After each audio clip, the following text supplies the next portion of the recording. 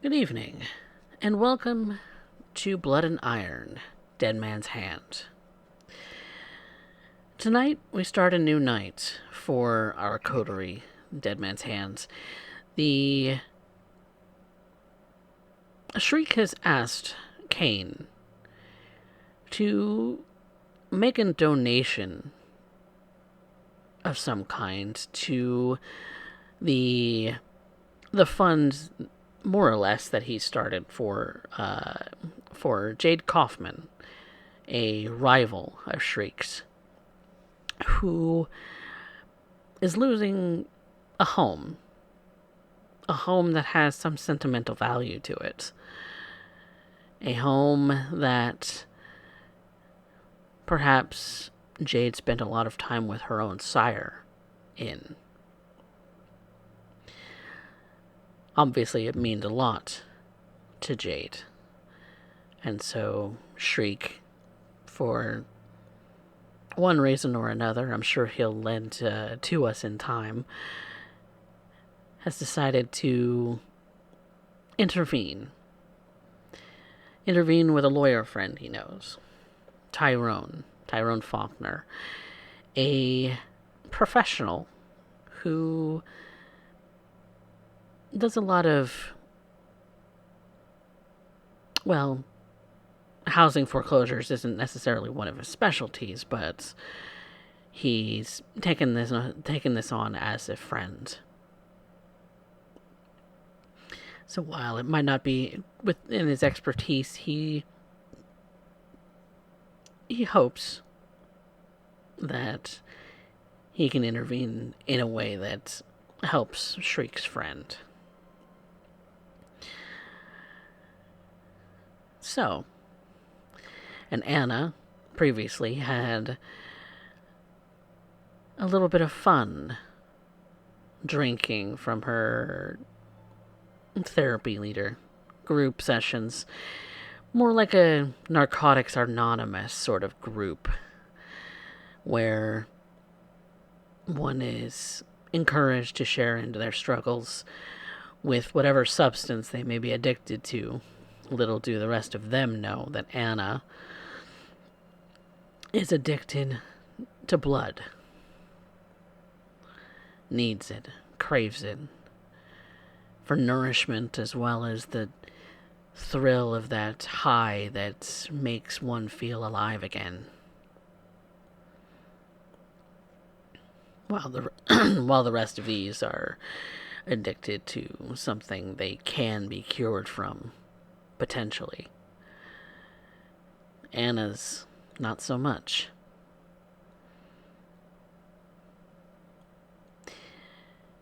And then there's Alex, who maybe has been doing a little bit of something on her own for the last couple nights. So, Alex, what do you think that you've been up to these last couple nights? Truthfully, I've just been hiding my face in embarrassment over the most recent debacle of me trying to feed. Showing up drenched, looking like a drowned rat, was not part of the plan, nor was spraying blood all over the office of the blood bank, nor was having to burn the entire place down. I do still have the computer that I need to have seen to. So that's on the docket. That could be what you've been up to these last couple of days, hiding away in your little hidey hole. Even though That sounds everyone knows where good. your hidey hole is. Well, yeah. Quite intentionally, too.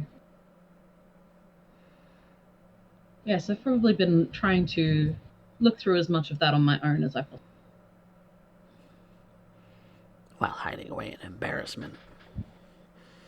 While What would hiding away in embarrassment. Malaeus think? Oh, I would probably never hear the end of it. What would Balthasar think? Oh, that is far too close to even think about that right now. You may have a text from him saying that he's been trying to get a hold of you, hasn't really seen you around lately, so Maybe there's a lesson or two that you skipped out on because of this or that. I would But have responded to that, letting him know that I was busy, and I apologize. yes, the ever vague "I'm busy." Call back later. But Politely. in so many words, as one Tremere is wont to include a lot of flowery language that means nothing. But with that being said, Dead Man's Hand, I would like everyone to make rouse checks.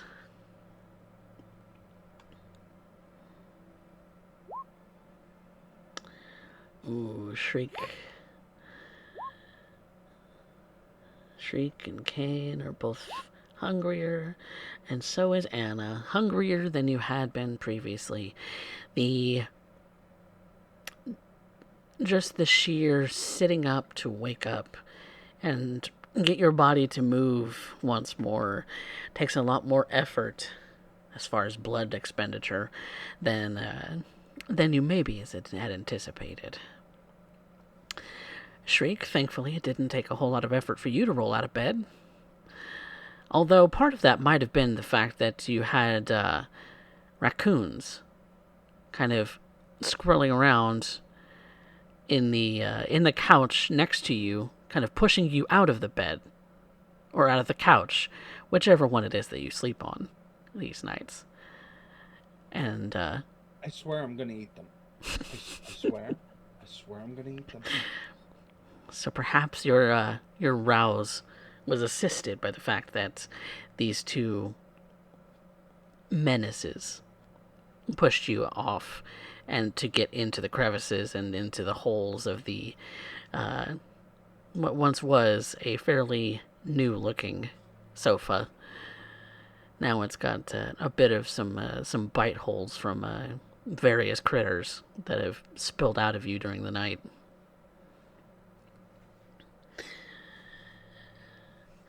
But we'll start with Kane. Though he's the last awake, likely out of this group of individuals, he does have something he's doing first off in the evening. So, Kane, where are you headed? I would be heading to the offices of Mr. Faulkner. Probably first to make sure, stop and get a, manila envelope and some type to carry the money that I don't. Did Shriek put a number? He gave you everything that you need to be able to make this delivery, so. Okay. As this So is. I would fill it with the appropriate amount of cash. Mm-hmm. And because I always keep some on hand, so it's not all tied up in the business. Mm-hmm. Because not all of it was ever legal, but Some liquid asset is a good thing. yes. So I will head out. All right. You head over to the office of Mr. Tyrone Faulkner, as we said, lawyer friend to Shriek. Now, friend might be making a bit of a stretch, but what their relationship is, as far as you know, is professional in nature, almost strictly. At least as far as you know. And so you come up to the office. It's just about the latest hours that this particular office is actually. Well, it looks like there's still lights on, so somebody might still be working. Whether they're actually open to the public is a little bit questionable. But you walk up to the door and you do see that the lights of the business are still on. So perhaps someone is still here. I will try the door, and if it's like a public office, then they hardly have you go into a waiting area or something. Right, but the front door is locked. So it looks like the lobby area is closed. Is this on another floor? It's all on one floor. It's a single level sort of business park. Is there a way to buzz a certain room, or It looks like there's a doorbell. I'll hit the doorbell. You hear a bit of a sound on the inside, and when you see that there are several offices that you can see that branch off from the lobby area, and you see that one individual does poke his head out of a door, and he starts to walk up to the door, kind of speaking a little loudly, so he doesn't have to open the door if he doesn't have to. Can I help you? Ah, yes, I'm here to make a delivery to the law offices of Tyrone Faulkner. I'm Tyrone Faulkner. Oh, good. This saves me looking around for you. What kind of delivery? I'm not expecting a package, and you don't look like a courier service. I don't usually deliver packages, but I was asked to. Here, and I'll just hold up the vanilla envelope. He kind of points you over to Like a document drop. like a document drop. Yeah, there's like A slot. a slot. You can drop And it in there. I'll feed it through. And he goes over to the drop box and opens it up and takes the envelope inside. I would have wrote the note of what Shriek said too. And what was your name? Oh, my name is Kane. Kane. Do you have a last name? Generally, yeah. Okay, I would give it to him because he's not thinking anything illegal is happening. So. Okay. And he opens up the envelope. What all does he see in there? He would see the specified amount that Shriek told him to give, paid to the order of Tyrone Faulkner for lawyer fees from the name that Shriek told him to give, write who it was from, which was So you're a friend? a lot of people. To David specifically? To be clear, that would not. It wouldn't have any indication that Shriek ended up doing it. It would be paid as though he was a courier specifically working for Jade, not for him. Oh, okay. The whole reason to be anonymous. I didn't realize any of this. Nobody had sent me a message. Oh, sorry. I should have been more specific and typed it out to you. I'm sorry. Yeah, I'm completely in the dark about all of this. So, what does it say on it? It's like pay the order of him from whatever her name is, the mask. Oh, okay. I don't know So any. from I wasn't Kane, being vague. like from Kane to her bill. No, from her to her own bill. Kane's just delivering, I think, right? Is that how you wanted it, Derek? I am so sorry, Coffee. Yeah, I don't know what was written. No. All right. So I'm just stupid. So fill me in, please, Derek. here's the deal.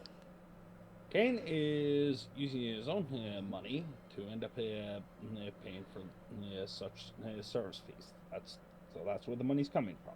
Okay, so that's a source. As far as the documentation is concerned, is it says that this is not coming from Kane. This is coming from Jade in payment. Okay. For the services rendered. So Jade will be just confused as to why the hell they end up getting the invoice. Okay. But That's it. Okay. Outside of that, Jade should be left completely unaware, and Kane should be completely unaware as to the whole details of transactions. So at no point would Big T have any inclination that this is actually coming. Okay. So he's under the impression she's paying her own bill. Okay. Yeah, it's just Kane's the one that's delivering it, which Okay. might also make him think that she's shady as shit, which works very well for my purposes. Mm-hmm. Okay. All right. So you're delivering her payment. All right. For the fees. Okay. I wasn't going to collect payment until a settlement had been reached, but we'll worry about that with the settlement. But well, you can tell our friend that progress has been made, and we're set to reduce the bill here relatively quickly, so that foreclosure can be avoided. Okay, Kane would pull out his notebook and make notes. Do you have if they ask, do you have a new total that might, a ballpark? And he'll give a figure that she he'll give a figure very vaguely to you, because it's also privacy of information regarding a client. So he's being very vague on purpose. But it is I'm literally just fishing for information for Shriek. yeah. I'm just trying to talk him and get what I can out of this guy. He's saying it looks like the bank will settle for 10% of the final amount of the amount owed. Excellent. You sound like you're good at your work. Well, I found a lot of loopholes, so it worked in her favor at this point. It's not my specialty, but kind of got lucky that there was some weird things going on with the documents, let's say. Okay. Well, if you don't need anything from me, I'm going to head out. It's sorry for the late delivery. We had a busy day. So I'm curious as to why she didn't deliver payment on her own if she was going to make a payment toward it. I don't usually ask questions. So All right. Okay. Well, have a great night, I guess. yes, you too. Try not to work too hard. Sleep is very important. I'm just finishing up some paperwork. Excellent. Have a wonderful evening. And you too. And I'll just turn and walk back and try to start heading toward the shop to meet everybody. Yeah, he watches you as you go back to your car in the parking lot. He doesn't go back into the office until you've left. Yeah. Oh. I'm kind of big and scary, so. Mm-hmm. It's Coming in on behalf of a client to pay to drop off a payment for that client. Yeah. He's Oh yeah, it's red flags everywhere. Kane doesn't care. It's like, this is not nearly the shadiest thing I've ever done. This doesn't even rank there. This is like mom asking you to go for milk and cigarettes.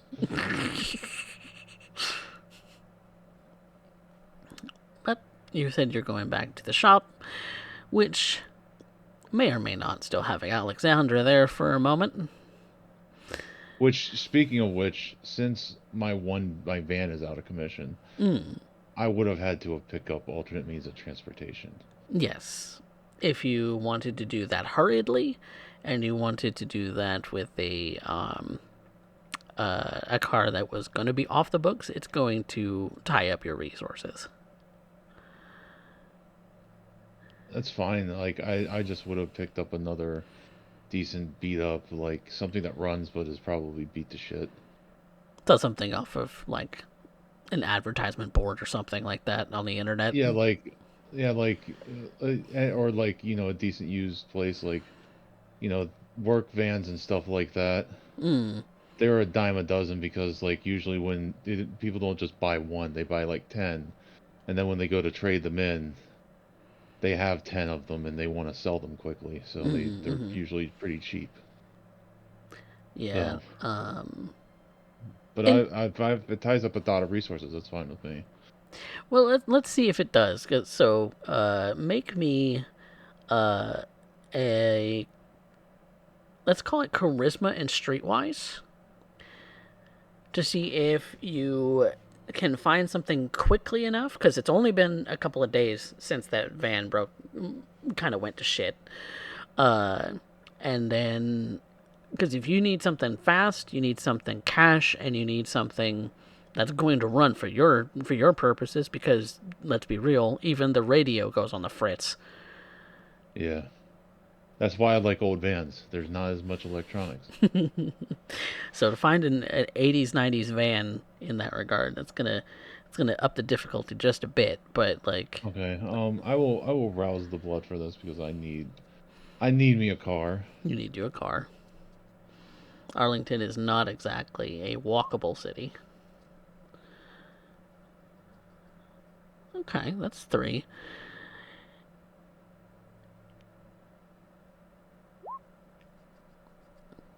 You find you find a van. It's newer than what you had originally anticipated. So it does have a little bit of things that do go on the fritz when you enter the vehicle. But it's not to the point um, where you can't drive it. It's just If I try to put the in windows down, sometimes it won't work. in this car, for you to drive it, you're gonna be at your bane penalty. Okay. For others to drive it, it's gonna be perfectly fine. It'll work for them. For you, you'll be at your bane penalty for this car. So what is that, like 2 dice or something like that? Yeah, because your bane severity is 2. Okay. So this will count as something that will require you to kind of mitigate your bane for. So because it's a little more electronically driven than you had anticipated, Okay. but it was fast and isn't going to tie up your resources that much. Okay. So I'll the benefit is you get to keep all of your resources untied. Drawback is you do have to drive it at a negative for your bane penalty. that means I'll be rolling 1 dice. If you were to try and use it as a getaway vehicle, yes, you would. Driving it regularly, it's fine. You can work around it. Yeah. In a tense situation, might get a No. little dicey. Yeah. But yeah, I'll head back to the shop to Okay. meet everyone. Okay. Where would Shriek and Anna be at this point?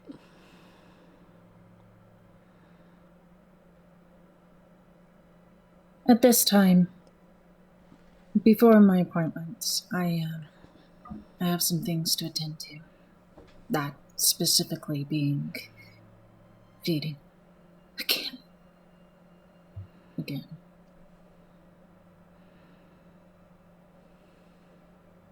I'm going to wander the streets. And I'm going to see about finding someone that I could bring to the circle. Act as the Good Samaritan. It's actually really rough. I imagine here, within Arlington, even in the suburbs, there are encampments, people burdened, homeless. It's not like the city, where you rarely see these things. You see tall buildings, and you see shops, and you see the downtown and the center, but out here, Out here, it's houses and sidewalks, dirtied and littered, with needles and problems and helplessness. I think I could convince Mr. Cohen that as a service, we could start bringing more people to this circle. But right now,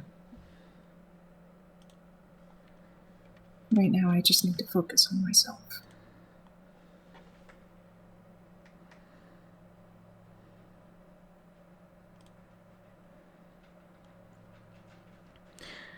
So, feeding role. Yes, you are looking for somebody who fits into your needs because you don't want to take without permission.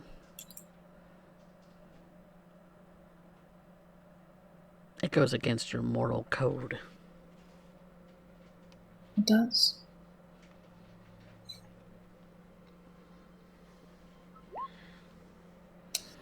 Wee, that's 4. Okay, yeah, 4 will do it. 4 does mean that you are successfully able to hunt. So, what do you say to this person to convince them to give you their blood? I find this person, this individual down on the ground in the street. Their tent is not far from here. I can see it, laden in the bushes, hidden away. They themselves about to make a decision with a needle. Before they do, I stop them, kneel down, and I ask them just some questions. Where did you get the needle? Is it clean? Do you need help? They always do. So, I make a simple exchange.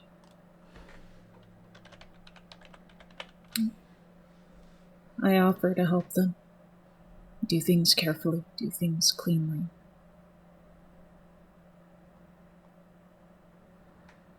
And anything during their high, during their moments of peace, make the agreement that I can take them somewhere safer in time, build a home for them, build shelter, build safety, and help them maybe find a way to get clean.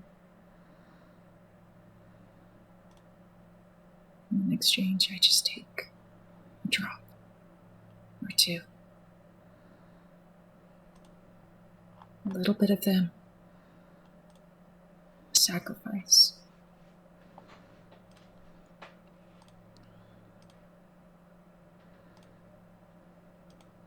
I don't feel any better about it. But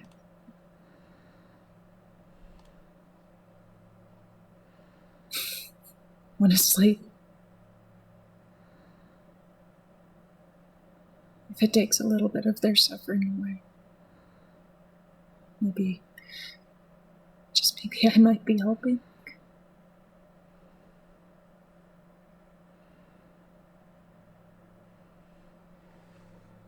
All right.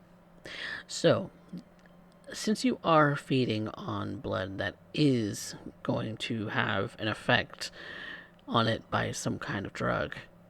Yeehaw. that will come into effect. I will have to look up the effects that a tainted blood, quote unquote, would have on you, but you are able to successfully feed. How much do you take? I'm gonna have to take 2 dots. Take 2. 2 is taken. As they're kind of riding that high, the same high that you're riding right now. Because you feel the same as they do. You sit next to them and kind of ride that high with them. Almost like you've partaken with the same substance as them. Possibly lessening the effect that it'll have on them, but also giving it to you. So perhaps when they kind of pass out a little bit from that blood loss, it's more of a combination of the high and the blood loss together that has them sort of dazed, kind of eyes rolling back in the back of their head, still breathing shallowly, a little shallowly. Maybe to you it feels a little bit like sucking venom out of a wound. We know that what you're really after is the nourishment of the blood. The fuel that powers your undead flesh. And with a bit of extra in it with the drug that was taken.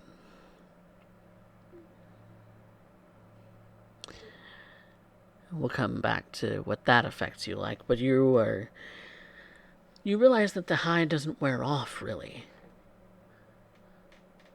As they're kind of falling asleep to it, you, on the other hand,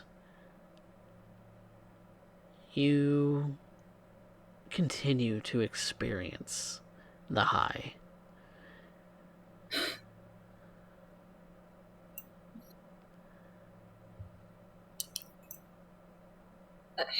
I waver, sitting beside them, holding their hands, watching them, and making sure that they are well through this process. And part of me is a little worried. It's a little worried that maybe they might be unwell.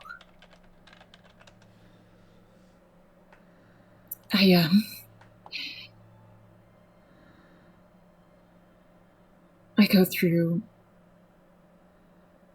my pockets, my purse, and pull out a flyer for a therapy circle.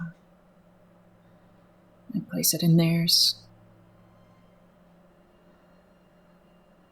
I just lean my head on their shoulder for a moment, whisper to them, find us.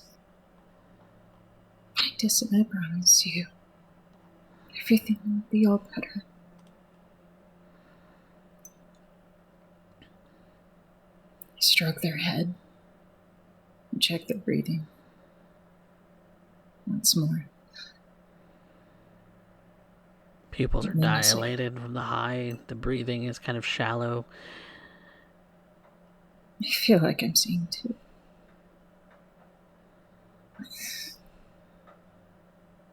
I stumble up and gather myself.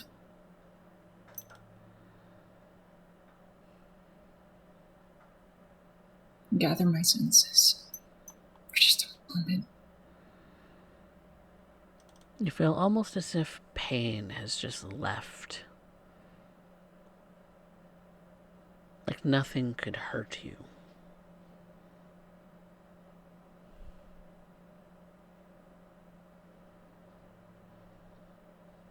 It's peaceful.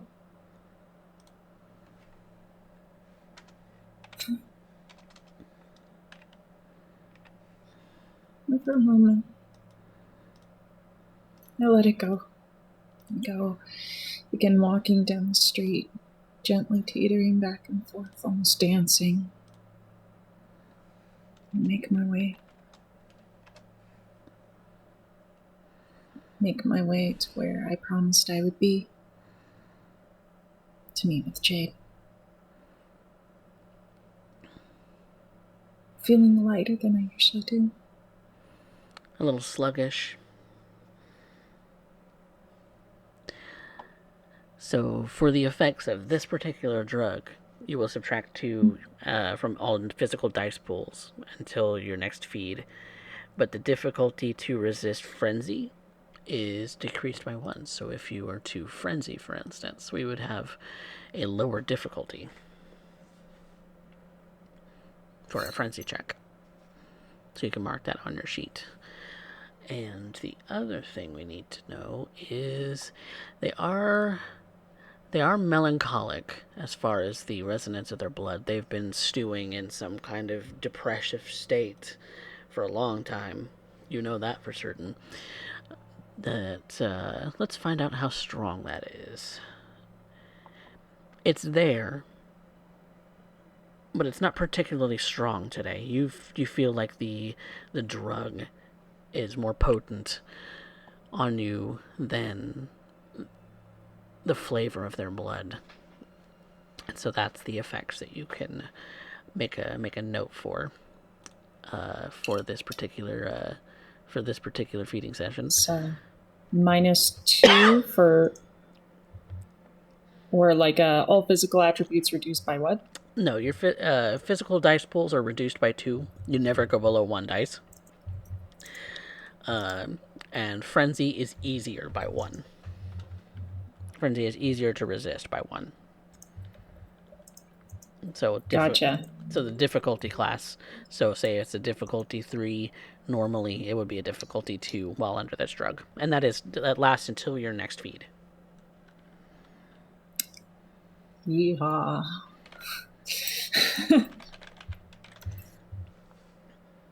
So you might be a little sluggish compared to normal, but you find it easier to resist the beast.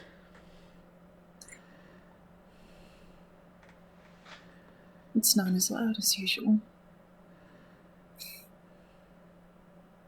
Maybe there's a bit of a smile on Anna's face as she goes about, makes her way to Jade. No noises, no distractions. Just a gentle teetering, slow dance. All the way down the streets. You start to understand why it is that when going to these particular meetings, why those who are addicted to opiates, painkillers, heroin, all of those similar things find it hard to give them up. Because if it means the demons that you face are quieter, the pain goes away. Whatever pain that might be. It's very tempting. Maybe you like how this feels. Maybe you don't. Maybe I just want to give this to others.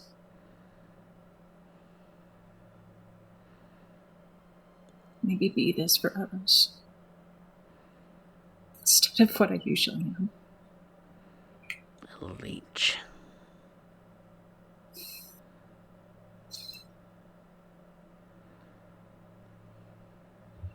That's it.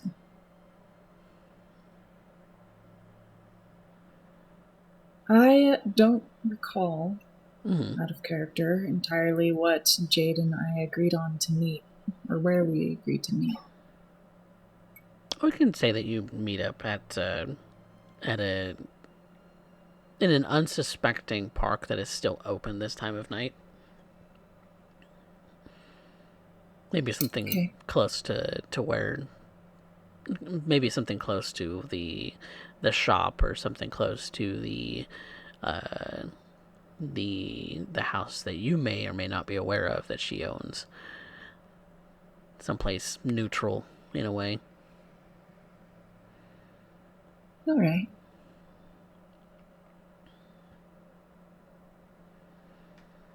All right. Once I get close to the area, I'm going to go ahead and find a place quiet to sit.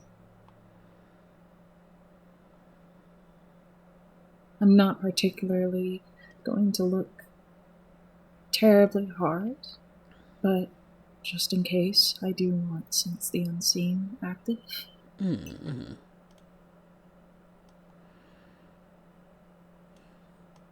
Should And some. I just... So you can go ahead and actually make a Sense the Unseen roll, just so that we know where your baseline is.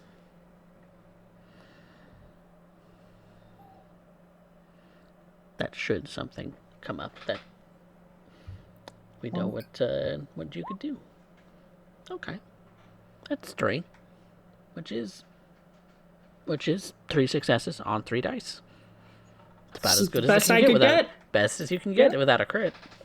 Yeah, it was decent. All right. You know it's not necessarily your strong suit, but you keep your eyes open anyway. Keep that sort of opening in your mind, sort of open to the presence of those who may not wish to be seen. Creatures that can cloak themselves or deceive you into thinking they are not there. Make sure to have all eyes open. And before too long, you see that that woman, the woman with the black hair and the sort of white suit, start walking toward you. Her makeup done in heavy blacks, at least around her eyes. Her skin looking fair, looking very nice in this evening sort of lamps and the last bits of the night sort of shrouding the rest of the night. No real stars to speak of, as you can see, because of all of the street lamps that kind of got lead up to this space. The moon also seems to be a bit shrouded behind maybe some clouds. So the only light here is from the lamps. And she kind of walks over to the bench that you're sitting at and kind of sits on the other end of it, kind of looking toward you. Good evening. Miss Kaufman, thank you for meeting me. It's not a problem at all. What did you wish to discuss? Just getting to know you, really. I guess the best way I can put it is I'm as premature, and also is more or less a fledgling and still new to everyone and everything. Perhaps maybe it's naive, but I'd like to know how I can help improve what Ricardo has left us.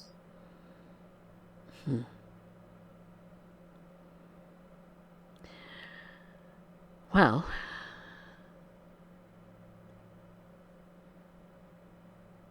Arlington is mostly residential in nature, so unless you have some kind of sway in real estate or the franchising of big chains of businesses, or have stake in the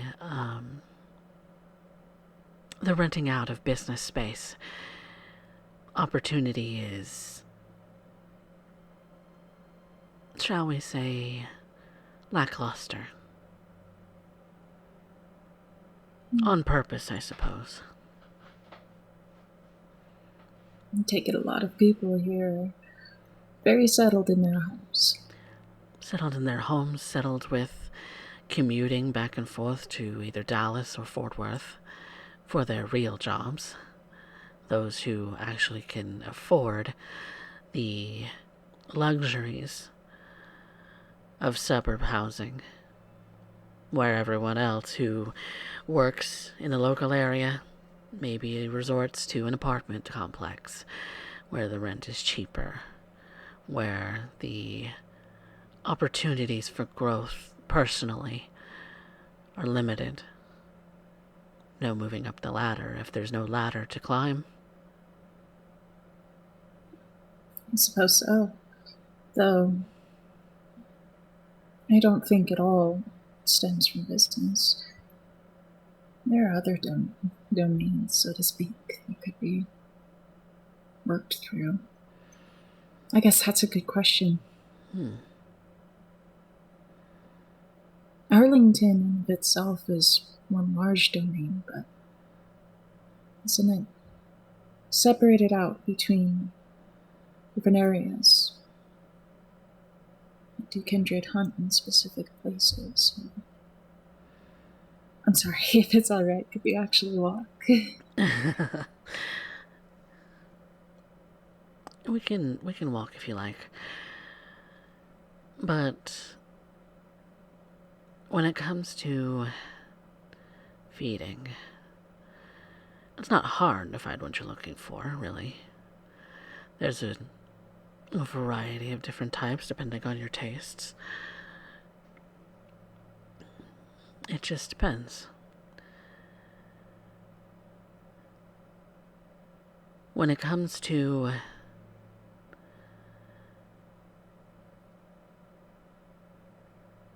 the different kinds of people, I suppose, if you're wanting to understand who feeds on whom,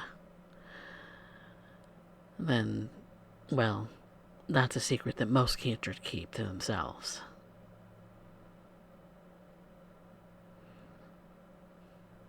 For instance, if I were to tell you what it is that I feed upon on a regular basis, what's to stop anyone from using that information to cut me off? Suppose that's a good point. Nana will lead Jade, just sort of walking in this like side to side, tiptoeing, almost like she's dancing a little bit. She's not really giving Jade any like eye contact at the moment. She's more very focused on just the sidewalk, what's in front of her, what's around them. Maybe Jade might see it as a little strange without how ditzy Anna is acting, but also maybe probably not.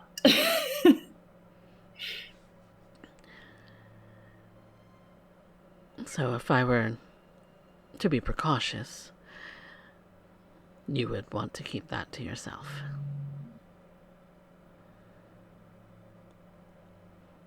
No, that makes perfect sense. I guess the best way I can put it is it's more like I'm trying to gauge where I can find different people. For instance, I had to meet you out here in the park, but I don't necessarily always have your information, and should anything arise, I don't have your information or any changes to it readily available.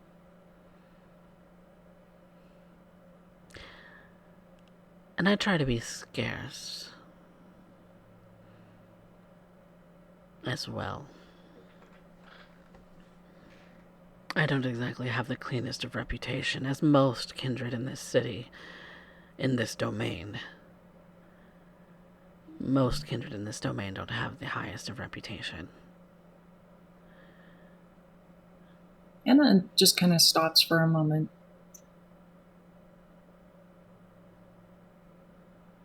Maybe it's a bit precocious for me, but I do notice that. Why you, though?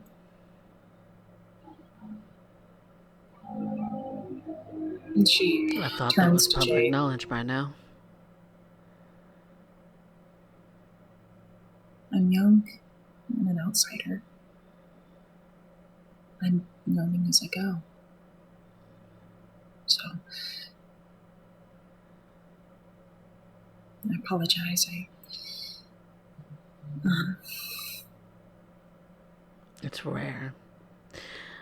It's rare to find somebody who doesn't already know the story. So they assume. Jump to their own conclusions. Before even having met me. Would you have just admittedly, maybe naively, admitted that you're not as well traveled as far as information goes, which I find rather interesting given the nature of your coterie. I would have thought that Shriek would have been screaming my crimes from the rooftops.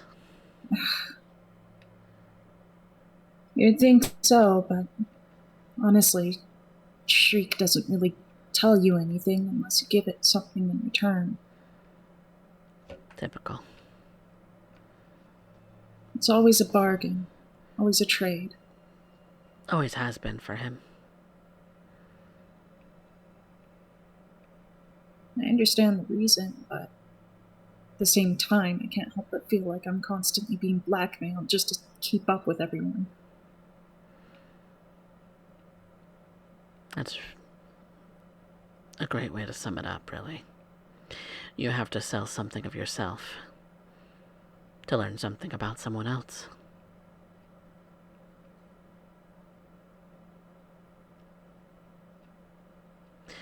The reason I am here is because I am a shame to my clan. I am an individual they would rather just not see, but don't have the balls to destroy. Because I could potentially be useful one day.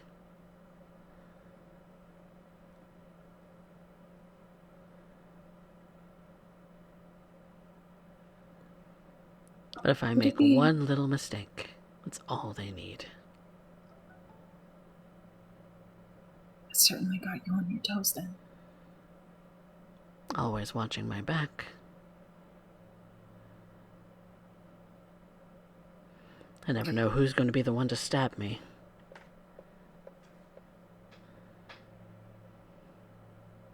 Is that always how it is with country? Or is that just how it is for you specifically?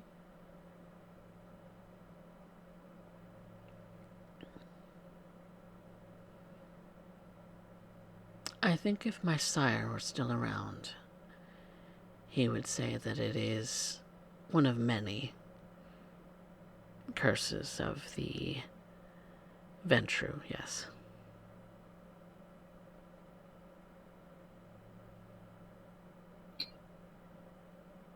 Maybe I wasn't that truthful with you. I did hear about your sire. But I haven't really heard your side of it then. You'd be the closest one to know.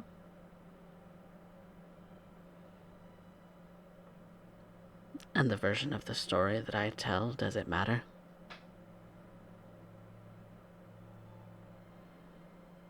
I think the truth lives somewhere between all perspectives.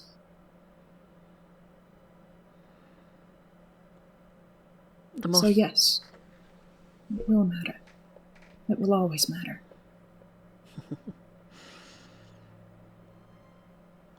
You are naive. Because Shriek will be the first to tell you it is not the truth that is important, but how the story spins. Who tells it? From what perspective? Why? Whether it's true or not doesn't matter. If it gets people talking, then who cares whether it's the truth?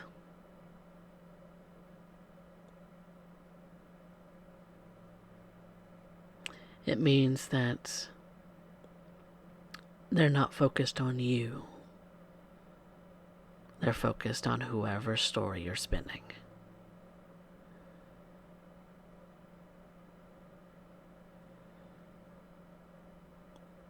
And that might be distraction long enough for you to survive another night.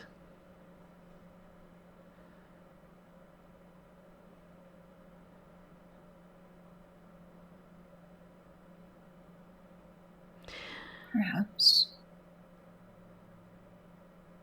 Even then, I think, if I recall correctly, even a grain of doubt can be completely and entirely doused by a waterfall of truth.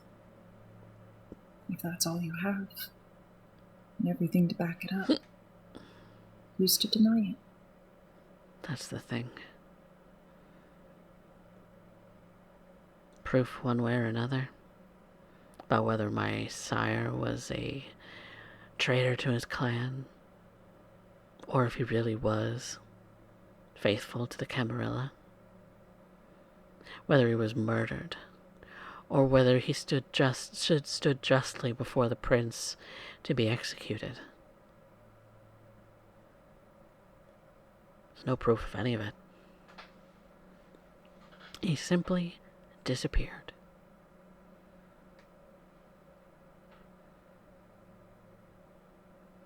He disappeared. My grandsire disappeared. My broodmate disappeared. None of them survived past the purge.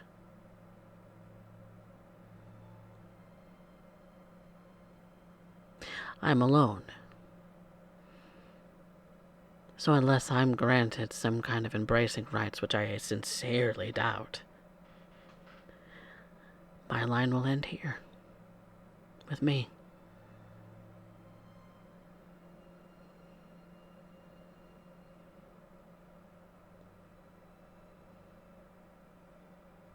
The last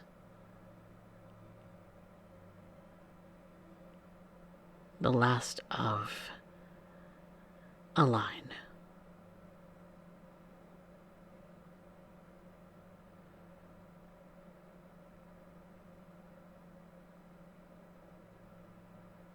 I guess those are pretty big shoes to fill.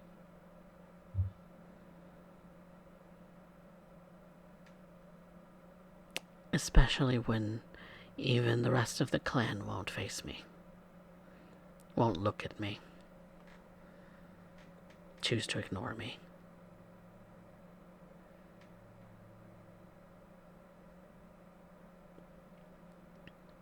And now you know. When really I shouldn't have told you. But you asked.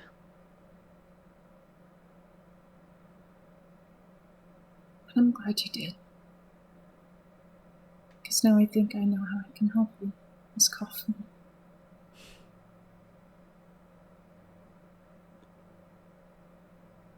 For all intents and purposes, I'm a caitiff. I have no clan anymore.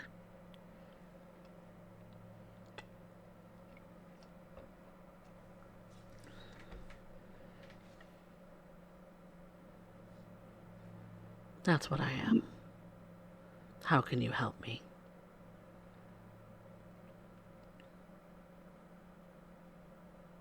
You might be here among the reclaimed outcasts. But that doesn't mean there is a legacy that no longer exists. Even calling us reclaimed is a bit of a farce. It's a joke.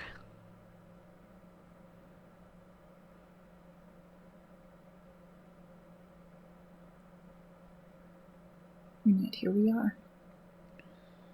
If they didn't see any sort of use or value to us, then we could all simply be destroyed. If there wasn't any sort of purpose, we could be gone. Or maybe we're bait.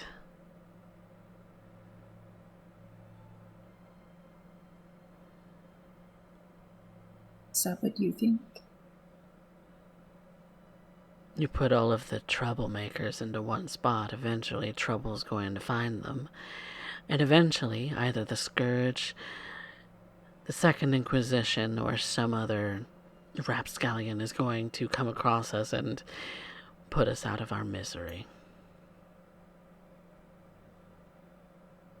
Well, So yes. what do you do? What do you do with bait but put it in the trap? Arlington is one big trap, Miss Anna.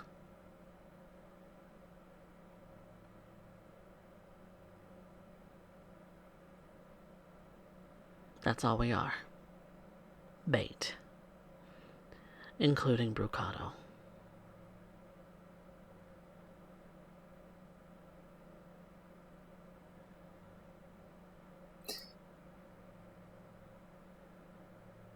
Try as we might to climb the ladder, someone's always at the top to stamp on your knuckles and make you fall again.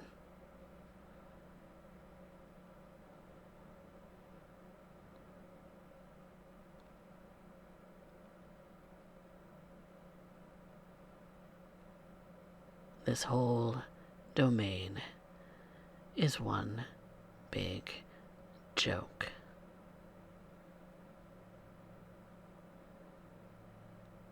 A joke at our expense. To try as you might, the thought of wanting to help us is truly appreciated.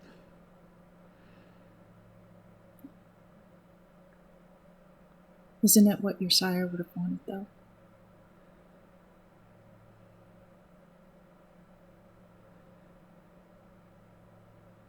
Isn't it that he cared about these things? My sire was an anarch. Is that what you think? It's the truth.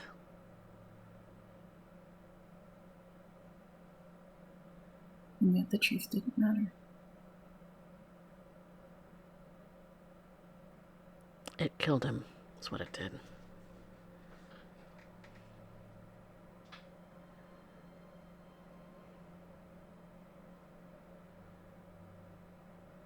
He spoke his truth, and it got him killed.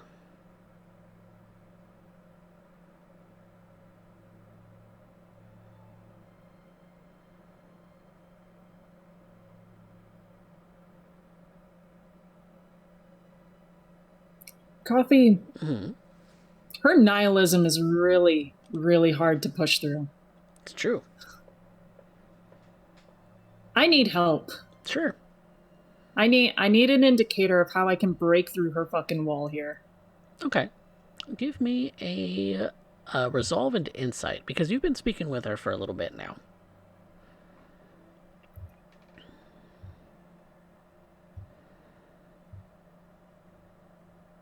Okay. Ooh, that's nice. All right. Let me look at her sheet real quick. And we'll do a take half. Oh, well, I don't have her sheet complete. Well, I'm going to call that good then. Yay!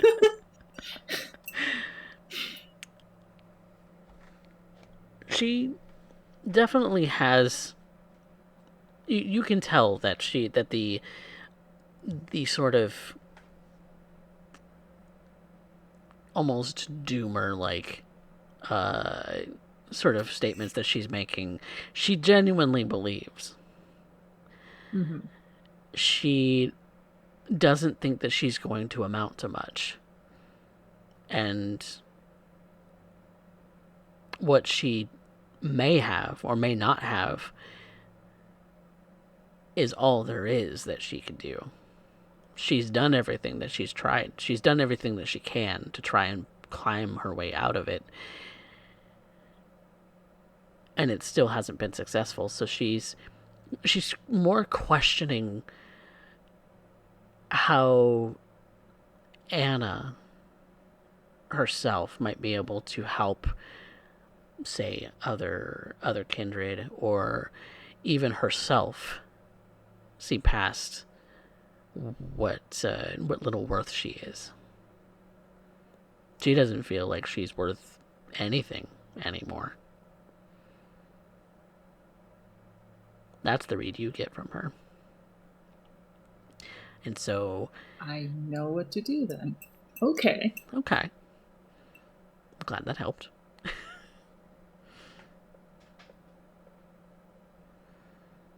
All right.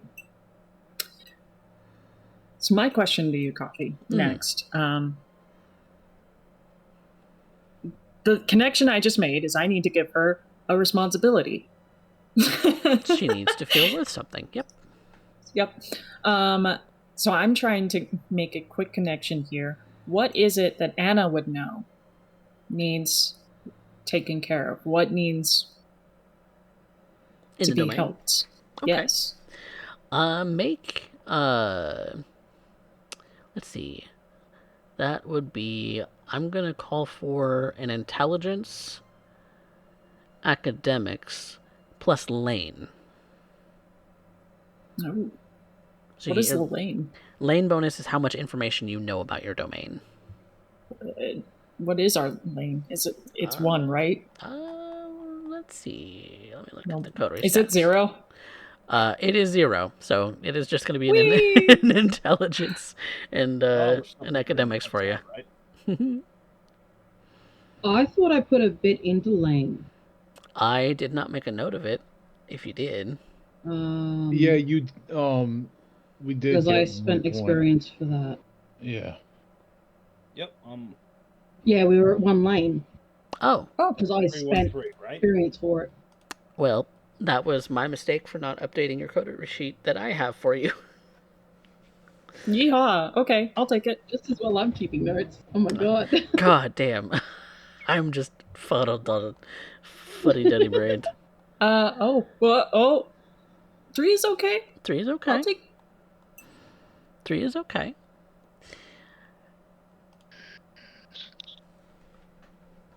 Things that might need some attention in the domain.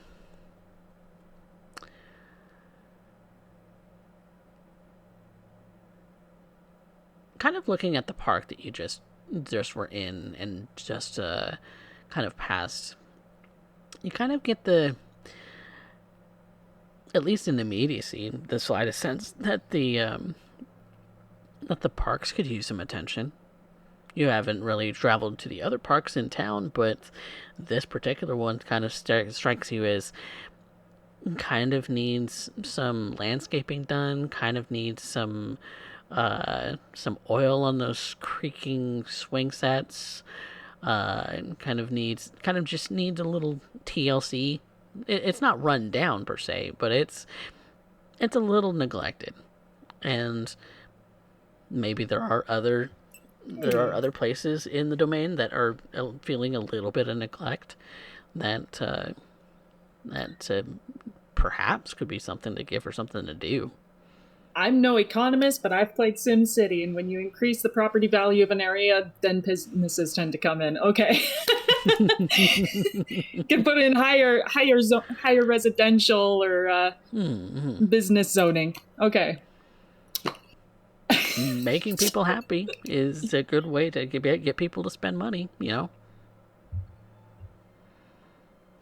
Okay. Well, I see you're really nihilistic about this, so I'm not going to argue that. But I don't think that everything's at a loss, per se. There's a lot that can be done here. As you said, business and bringing in more income, more people. I think, and I just sort of does a quick spin around on the sidewalk.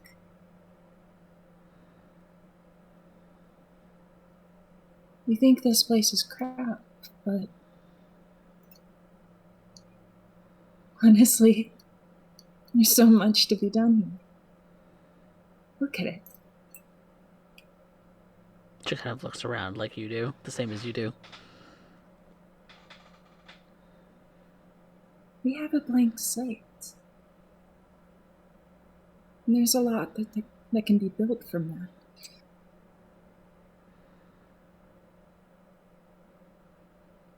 How about this?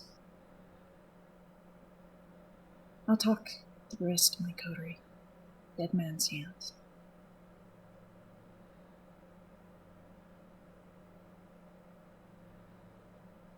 And we're gonna give you some resources. With it.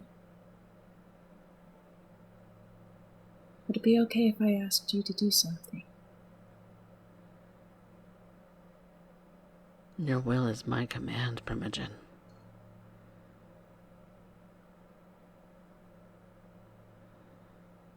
You say you want business?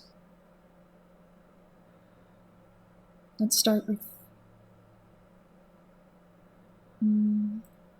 property value?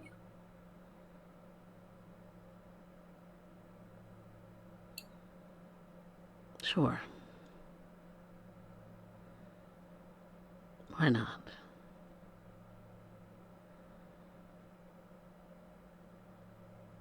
You can start with the parts. Make them beautiful, wanted, well-traveled. Once they're well-traveled, you have more people.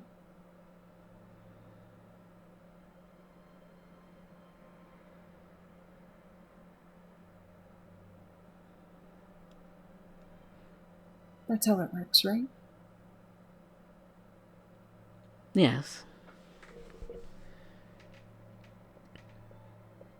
I know that you haven't tried that before.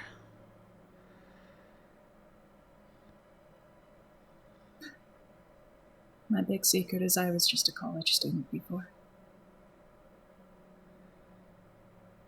No, I haven't tried that.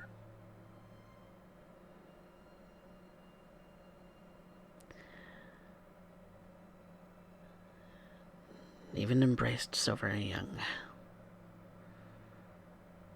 Barely even into your 20s when you were embraced, I'm sure. Yeah. Would it surprise you to know that I was 35? When you were embraced or now?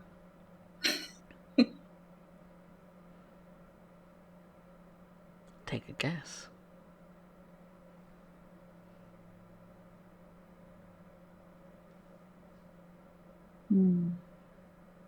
Well, considering how gorgeous you are,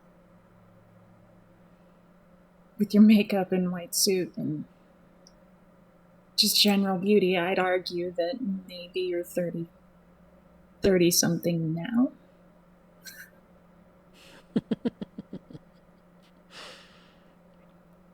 You flatter me.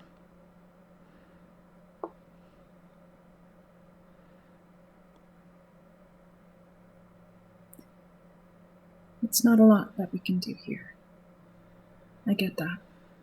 There's not a lot of climbing the ladder to be had.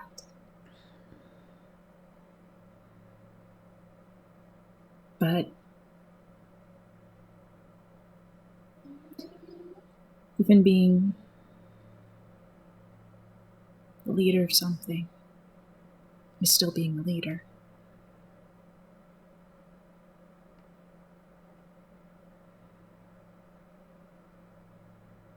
Maybe your sire saw some value in just that little pile of garbage. Diamond in the rough.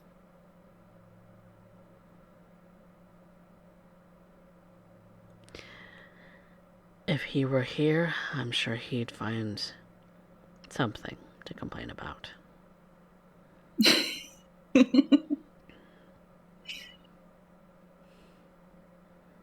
Critic, was he?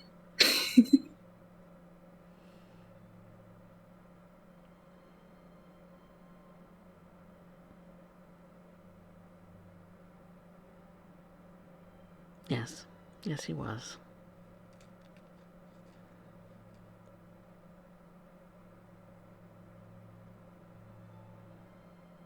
She just kind of looks a little sad right now.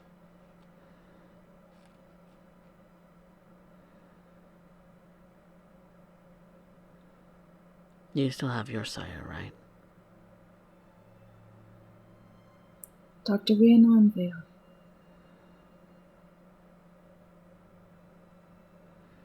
Spend as much time with her as you can. You never know when... That is, if you like her at all. You never know when they're going to be taken away from you.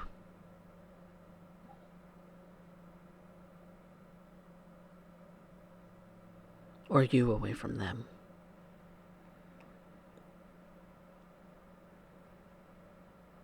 The Camarilla can swoop in and assign you elsewhere.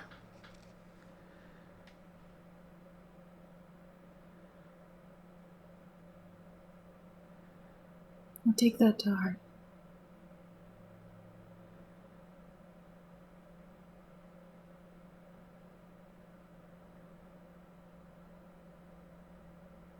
Placing my bets on no, Miss Kaufman.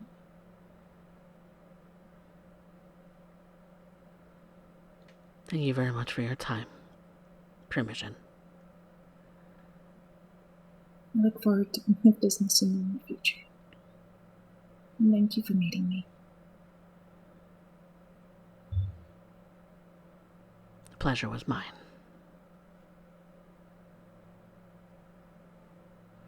And she starts to walk off without you. Back into the night whence she came. And then I'll watch her for a moment. Can't help but feel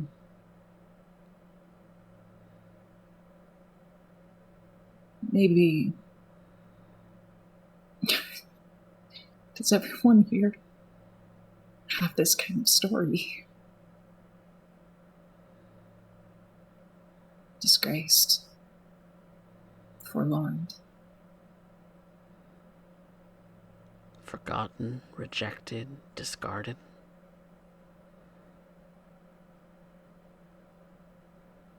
Useless. is that what we are?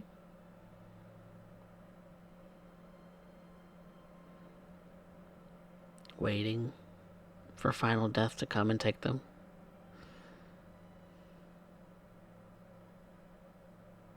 I don't think that's right.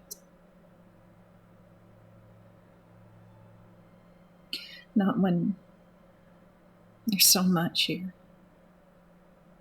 It doesn't seem like a lot. Maybe not to high rises and ancient old pillars of long forgotten days. Vampires who used to live in castles with an army of retinue servants. Maybe not to them. But to me,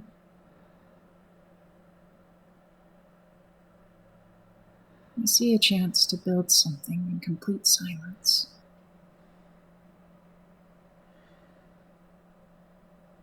We're not bait, which is the perfect trap. A bear trap.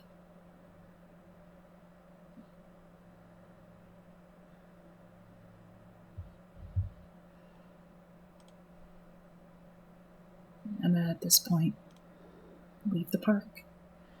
Alright, and where are you headed? she's gonna head back to the shop. Okay. There is.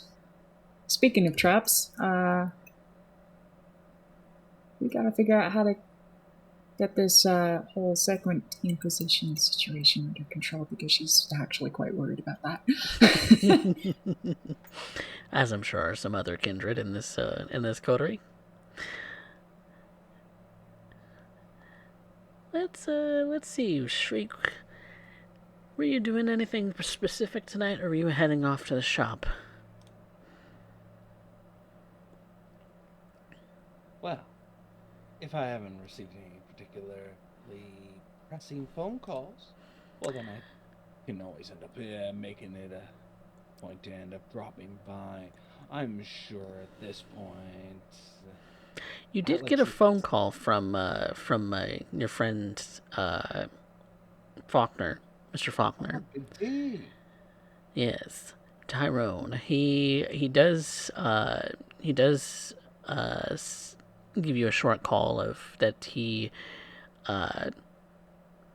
surprisingly, the person you would know as Jade Kaufman has fronted the fees of her bill.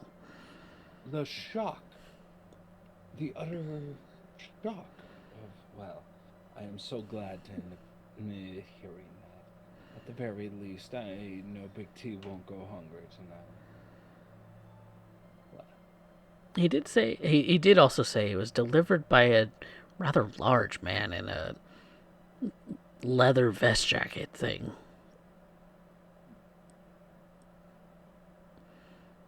Strange friends that your mutual friend keeps. It is worrying, but I simply respond with just a hit contact and a long chain. Appreciate it, Big T. Thank you. I hang it up at this point and stare daggers at the pair of raccoons currently. Are they nesting? I end up coming. I swear to you, in a week, if I come home to a litter of these things in there, I'm gonna have words. But until then, they're free to end up gouging on whatever the hell else is that's crawling around here. Be nice to end up knowing that I end up opening up a drawer and it just doesn't whole out or just overflow with things. Mm-hmm. Still, some things are mitigated. Some things are not nearly as bad as they had been in the past.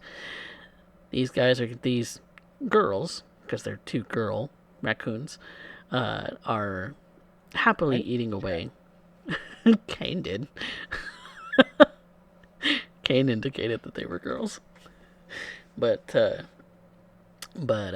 they've been happily kind of snacking away at anything that kind of crawls across their path, and have even one of them was kind of nestled up in your chest, just kind of sleeping as you were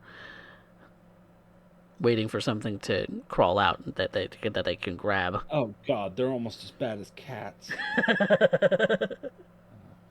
Ate the last one, but that's beside the point. Mm-hmm. I am off to end up seeing on how our dear Alex is doing and catch up with the coterie. We gotta end up planning for all this Second Inquisition shenanigans. Outside of that, if nothing's particularly pressing, I'm definitely gonna have to end up going with my rounds. Probably meet up with the sister, see what's going on with that, because we do have a scourge on the loose. And you would likely be the first to arrive at the shop. Possibly aside from Kane. Kane might arrive a little bit later, but you probably would be the first one to arrive since you had the least amount of things to do first thing in the evening. So I guess then I can use that as a quick hunt at this point. Yes, you can, if you would like to. Because I am famished utterly, and well, let's take care of that, shall we? Let's hope. Coffee? Yes. Could I be on the lookout for something on the drive back? What would you be on the lookout for? Just by the dumpsters, pallets. Pallets. Yes. If you were to drive by some of the more shopping centers, then yeah, there's likely to be some pallets out. Okay, I just want to rip off one of the 2x4s, and basically, I'm going to make a couple of steaks. Expecting to run into trouble, Mr. Tenebris. He has plans for the night, but he's going to be prepared. Okay. You are able to successfully break off a since you're strong enough, it's not going to be any difficult matter. It is simply you break it off in a specific way where it's a very square but easily shavable point that you can kind of toss into your vehicle. So you have the generic shapes ready, but actually carving them down is going to take some time to do. But yeah, you are able to successfully break them into the relative shape. Shriek went on a hunt and was Successful and frenzied. and frenzied. Ooh. Keep in mind, I am a habitual Sandman. Habitual Sandman. So you crawl into a home, as you normally do. You find a rather low security home. A home that isn't going to have all these fancy newfangled security cameras or door alarms or things like that. No, it's just a simple knob lock that is easy to jimmy, and you're able to get it open, slide in, and the hunger pains definitely are very, very, very strong in this moment. And the individual in the bed, master bedroom, single bedroom, sort of house, single floor. There, what you find is relatively clean as far as the home goes. But that's not your concern right now. That might be your concern later as you walk out the door, but the first concern on your mind is you need to sink your fangs in flesh. Warm flesh, hot blood dripping down your esophagus. That's what you need right now. And so you go straight for the bedroom. And when you arrive in there, you see that the individual is still getting dressed. So you sneak on behind them and you sink your fangs in. And then upon that first taste of blood, as they were putting on pajamas to get ready for bed, you sink your teeth and start ripping with teeth, with strong grip of hands, that supernatural strength that is given to all vampires. The taste of it is fantastic. You lose yourself in it. You are able to make another frenzy check if you would like to stop, but this person has already sustained some mortal wounds. What do you do? Do you just go with it? Do you put a stop to it? Do you take your fill and leave them there? I'm going to try to put a stop to it, as much as I hate to do so, because I am so goddamn hungry. Oops, wrong button. But fact of the matter is that we have second in position around here. That's only a 3. I'm at 4 hunger. So Yeah, okay. Oh, Well, please call on that one. the first round, that first round you would have gotten one hunger down, so you are able to, your frenzy check would have been at like at a 3+ then, because hunger 4 is 3+, hunger 5 is 4+. So now that you've had a mouthful, you are able to control yourself. I'm going to only take 2. Lick the wound beforehand. Try and... But there are other wounds that this person has sustained as a result of you flying off the hook. You can make a medicine check, an intelligence medicine, to see if they took any survivable wounds or if it's going to be lethal. You have no way of knowing. Not really.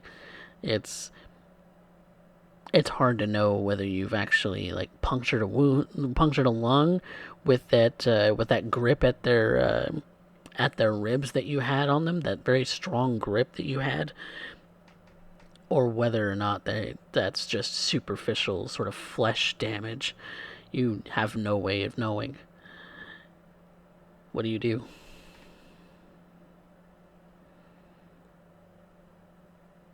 Once they've kind of come out of a bit of the daze, that the sort of euphoria that they would have been experiencing alongside that pain, they will resort to just screaming.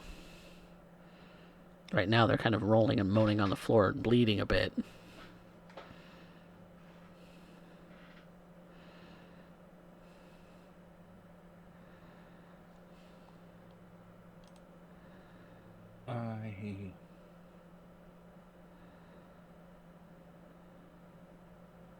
Does this do...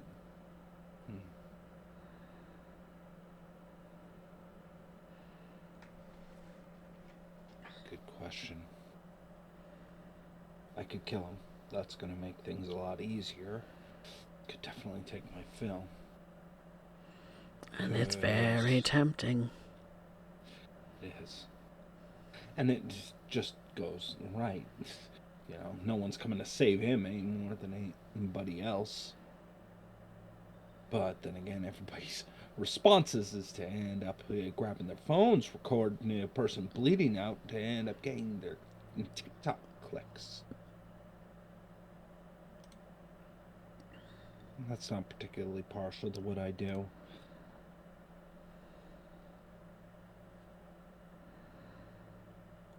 When I screw up, I mess. I am...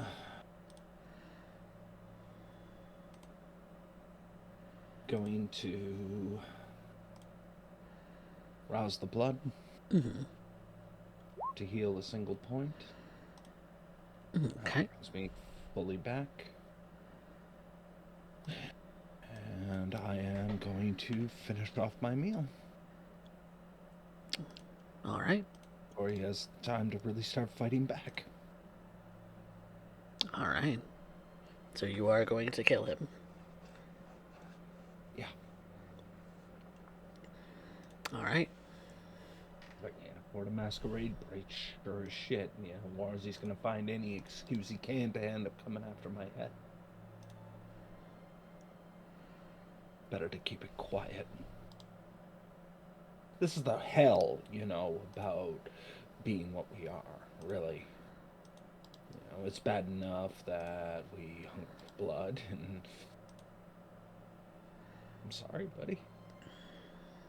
You know, maybe if God loved you more, he would have ended up doing something about this. But clearly, he's not on call right now.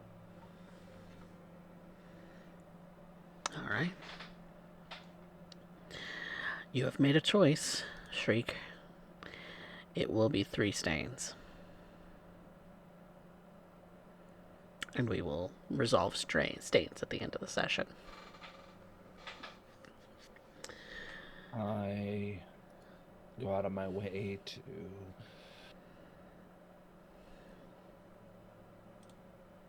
push him down drag him over and push him down some stairs.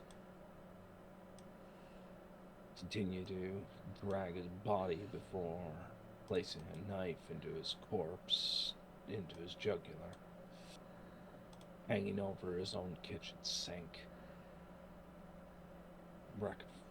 Grab a few things, tilting over, not trying to make too much noise, but tilting things over. Grabbing what money I can, connections, phone data. Anything to make this look like a robbery of the home. Robbery gone wrong. Happens every night. Some poor bastard ended up getting it tonight.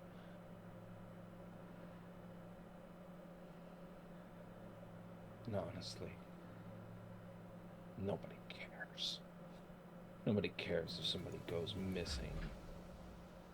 At best, it'll be a bunch of press, click headlines, and a nice little shot of a funeral. Maybe somebody will get a nice crying widow shot. And then 3 weeks, they'll end up forgetting all about them. Because that's how it goes. Nobody gives two flying fucks about it. Just so long as it all keeps rolling. Keep filming. Keep reporting. Move on. I'm sorry, honey. Kind of sit on the counter next to the body, just watching it. What's left of the blood is going down the sink. Oh, I've had my fill. His heart stopped beating a long time ago. Kind of speak to myself. I'm using him as a sounding board. I'm talking to a corpse as a sounding board. You know, it's funny. I can relate to you so much more right now as you are than the freaks I gotta end up sitting with.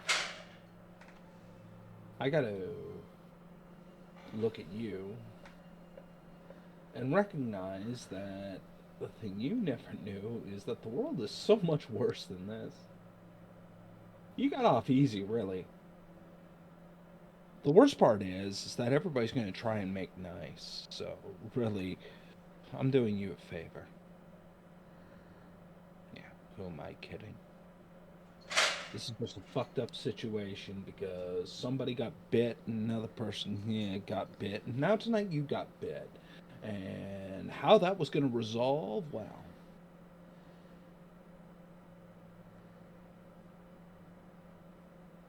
I'm sorry, honey. You didn't deserve it. They didn't. But maybe everybody has it coming. I know I do.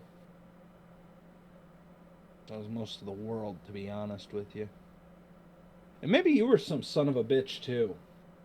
Yeah. Maybe you would have had your morning cup of coffee, checked the headline of a newspaper, flipped around, found your obituaries. Oh, there's your neighbor. I was wondering where he went. What was his name again? Now it's going to be them finding your name in the paper.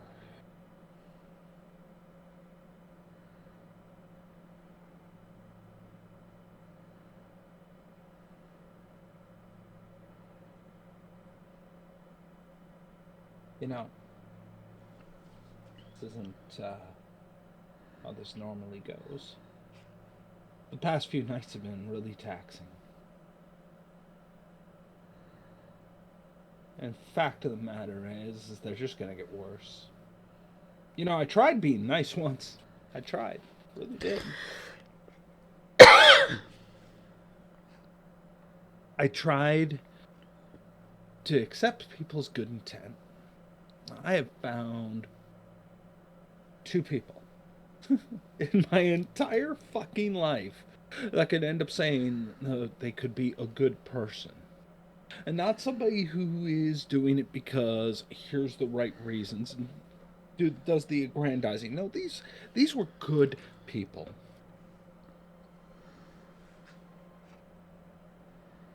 And they're going to end up just like you. And that's the closest thing we really get to justice anymore, isn't it? I mean, if you think about it, it's kind of funny, isn't it? You know, you and me just sitting here, dead things, having a conversation, trying to end up figuring out what kind of screwed up world we're in. But honey, you were just the short end of the short stick today. You were the short straw. And I get to watch this happen over and over again. This is my eternity. You know, kind of brush his hair a little bit away from his face, looking at those shocked eyes currently glazed over.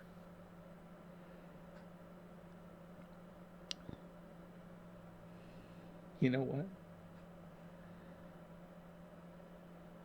I don't know why I'm still trying to save somebody. Because I know exactly what that means. They end up like you. So you're my little monument to trying to save somebody. Funny, isn't it? How just fucked up it all gets.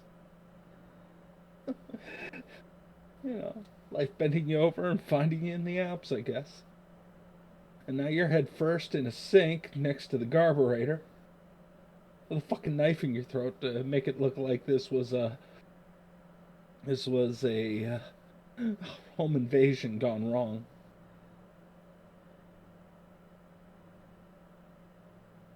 Honestly, the last thing I wanted was your life.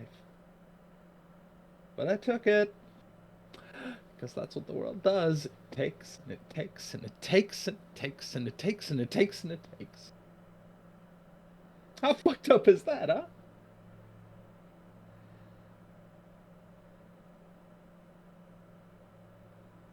I'll pick up the paper tomorrow. Next day. Kind of pull out his wallet. Look at his driver's license. Look back at him. Well, just know. I tap his wallet on his head before I start making my way out. At least somebody's going to be looking out for your name in the paper. It's the least I can do, really. Because no one ended up doing that for me.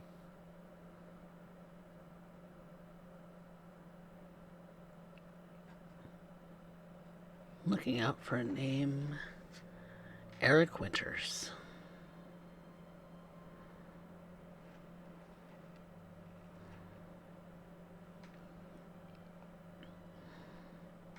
You leave, busting the door to make it look like you had to get out the door in a hurry before the cops arrive, right? Please, I got 5 days at least.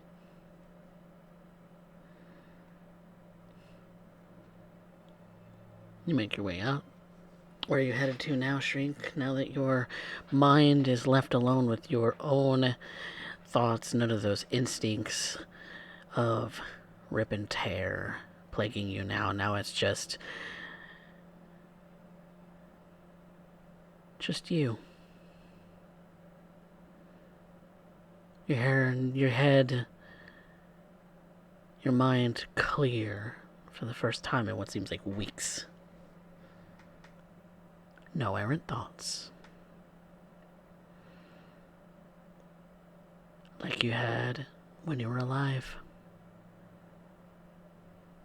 Ain't that funny? Ain't that a bitch? No way to end up getting yourself not chomping at the bit. Kill somebody.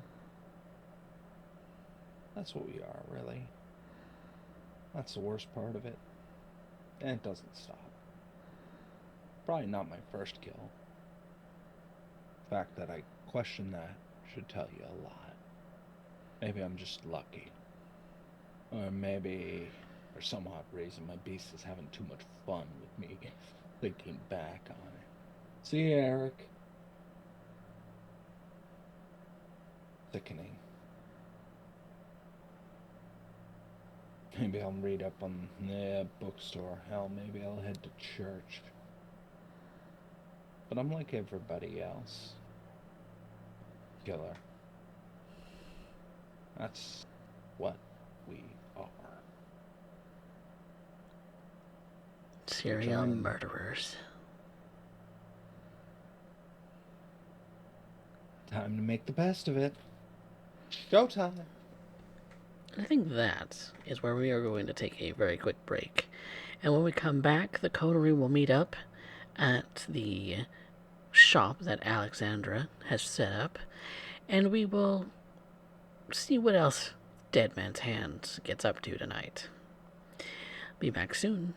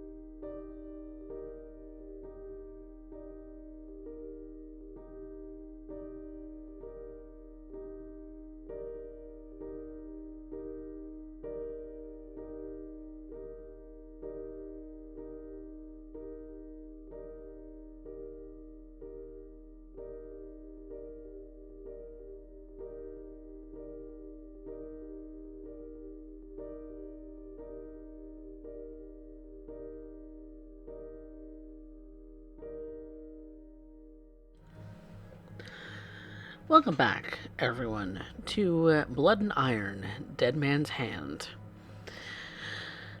After some feeding and some errands that a few of the coterie members have had this particular evening to start off everything, they have once again come back to the shop where Alex has set up her little witchcraft and such shop, where there's books, where there's elements of herbs and crystals and just about anything that could be considered esoteric when it comes to spirituality, statues and the like. So, Alex, you had mentioned that you were going to be fishing through some of the things that you collected. Remind me again what that was. It was a computer tower. A computer tower. Oh, so you have Yes. You have since plugged up a We monitor. just took the entire computer. Just full case. It's not a very big case. It's like one of those typical office computers. They're only about 3 inches deep and about 12 inches tall, and really don't have much in the way of internal components that are of any kind of sizable degree. But you have since plugged up a power cord, a monitor, a mouse and keyboard, some of which you had lying around on your own PC. She pushed the button to turn it on, and that's probably about as far as she's gotten. Because there is a login screen. She's not very tech savvy. So, brute forcing the password may be something beyond your means, but maybe with a lucky guess, Go ahead and make me a resolve in technology. You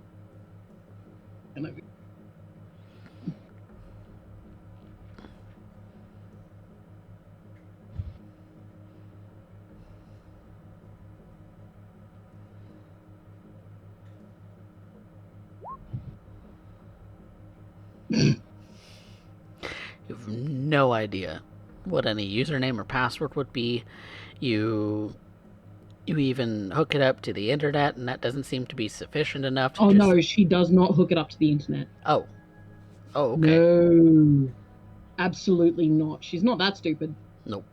Okay, so she just can't manage to figure out what would be a username and password that this person on this computer would have used. You haven't the slightest clue.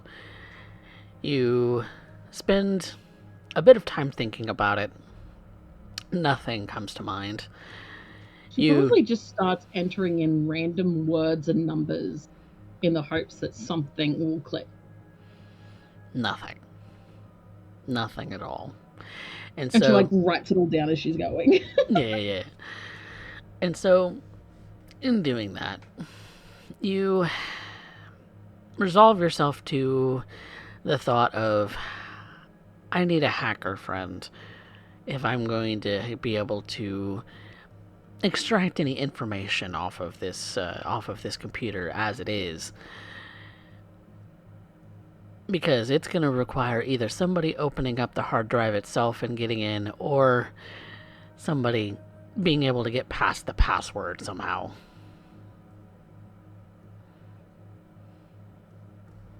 Some kind of, I don't know, tool, I guess.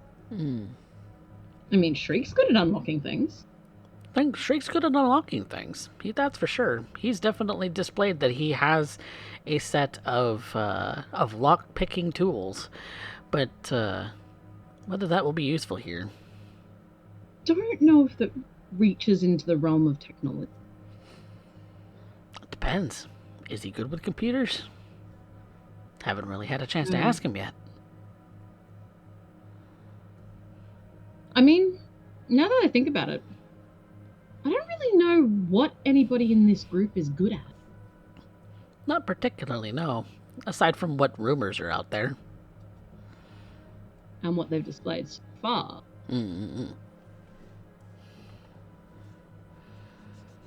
She kind of lets out a sigh and kind of flops back.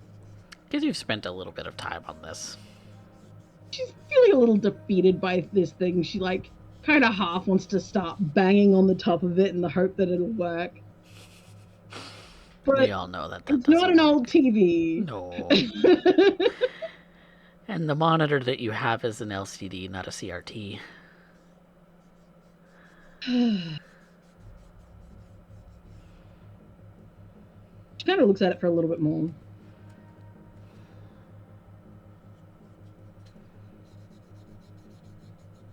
Bugger it. She's just going to turn it off.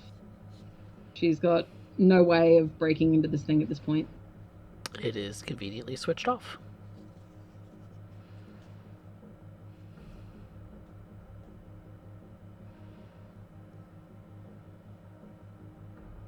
She kind of picks up her phone and checks her messages, everything to do with Balthazar, and she's like,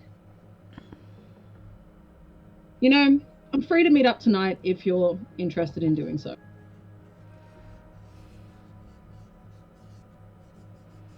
You get a reply back. Finally. He tells you to meet up at a place in Dallas. Kind of on the outskirts of Dallas, actually. Not quite to Arlington, but not quite in the city proper. She messages him back and says, all right, we'll meet you there ASAP. I'll tell you more about what I've been up to in person. Sounds good, he says. And she gets up to get dressed.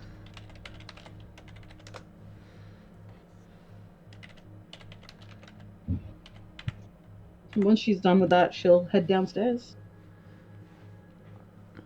All right. And when you head downstairs, you find that a couple of your roommates have already arrived. Anna and Shriek would be amongst them. Well, it seems all three have arrived. Kind of intermittently, but yes. All of them are here. I need to, like, get a buzzer or something so you guys can let me know that you're here. I will not wear a bell.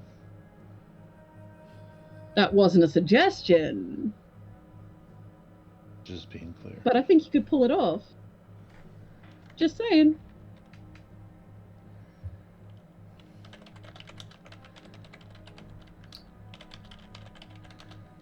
Maybe we could start knocking. Maybe. Well, you're always welcome. Thanks. Is everything okay?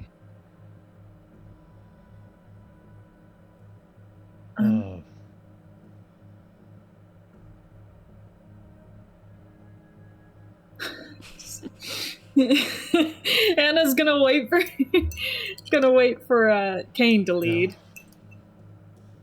At least from what I understand, things are about the same as they were. Not great, but they could be improved. Okay, well, let's go upstairs and talk.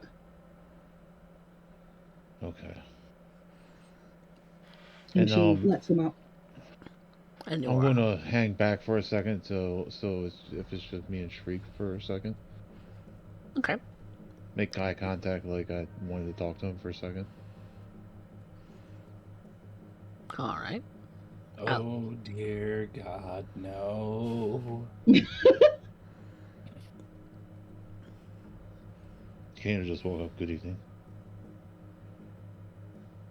Alex, I wanted to ask you something, and then she leads on upstairs together. Oh, I thought they were already gone. My bad. Yep, now They are. They are now. Yep. Sorry, I misinterpreted the scene.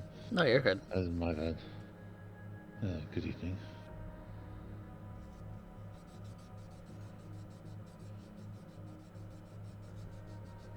Okay, that's too How bad. you doing, Maytag? Trying to keep cool as always. And he's going to pull out his notebook. Did what you asked. Here's the information I was able to gather. And I'll hand it over. And it'll say, like, it'll give everything you heard about. Any particular interesting tidbits that Kane wants to point out? The fact that they're going to settlement for way cheaper than they thought might be useful. Probably 10% of what it was owed. Good. That makes things interesting. All kinds of little tidbits can be done when you end up knowing what you're looking at financially. Well, that's a start. Appreciate that, Maytag. Oh. If I feed you as much information as I can, it makes your job easier. It does. It absolutely does. Okay. Don't be spotted around 5th and 7th for the next couple of nights. It'll just avoid a few headaches. Okay, I will avoid that, whatever the hell that is. And I'll head up the stairs. Freak not wanting to confess that there was just a murder there. Hush, hush. So Alexandra and Anna have a brief moment before Shriek and Kane follow them up. Is there anything that y'all wanted to say before the two gentlemen join you? I understand things have been a little bit stressful for you. And I was wondering, since it seems to be all on our minds, is there anything I can do to help with hunting down information?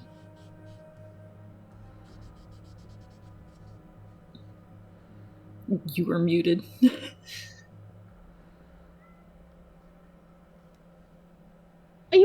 computers by chance? Not extraordinarily so. I'm probably better with medical equipment, honestly. What about a computer But from a blood bank? I could probably figure something out.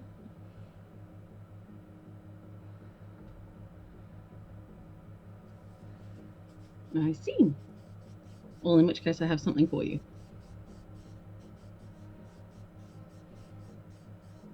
Okay. She opens the door and that computer is sitting smack bang on her kitchen table.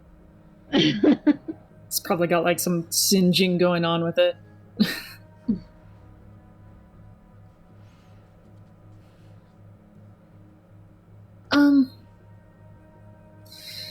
Okay. Well, this is going to be interesting. Let me give it a shot.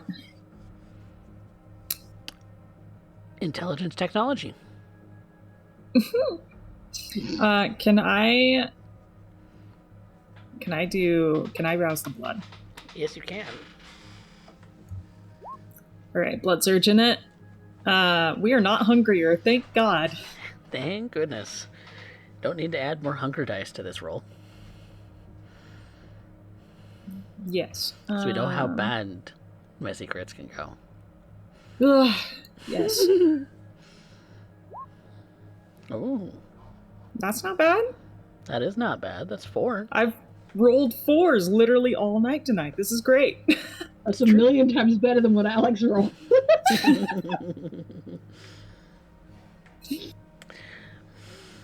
So, Anna, since you have been in and out of the medical field, you're kind of aware of that most of the computers in a medical setting would be connected together, of course, on a network, and that you would get the sense that this is a computer that would serve just like that connected either directly to the network or through a VPN. It would connect to the clinic or hospital or whatever's network to be able to retrieve data, be able to make changes to that data, and so on and so forth. So when you think about it for a moment, you're not able to crack the password, because that's definitely something that's much harder to do. But the mode in which this computer is meant to retrieve information, that's something you know that you can't do from here without an internet connection. Okay. How much is actually stored on the actual device may be just operating software, and that's about it. Okay. I'm gonna be honest, Alex. This usually works. Usually hospitals have their networks all connected. You're gonna need a username and passwords of someone who works in a hospital to get into that, and then for this to also be connected to that network if you want to get into the info. But because it's all connected, you could probably just, find someone who has access to the network and have them log in from the same network. Do you happen to know where this came from? This is from the blood bank? Yeah. Yeah, this is from the blood bank. The one that burns? Currently cinders.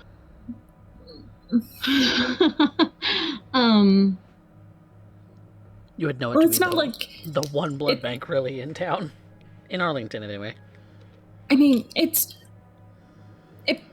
someone's got to have that information. It doesn't just vanish. It exists Well, the somewhere first on... one that comes to mind is Dr. Olson, which is the reason why I wanted to get into this in the first place.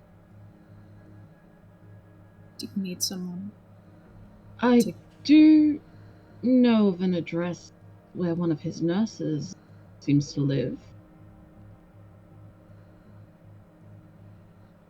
Which is about when Shriek and Kane do come upstairs.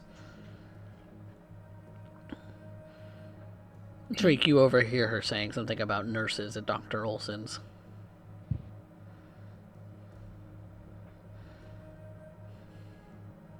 Whom I believe you collected info on, did you not, Shriek?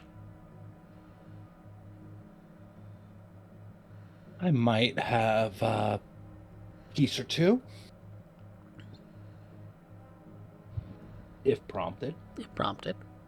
I just wanted to make sure that I was clear on that.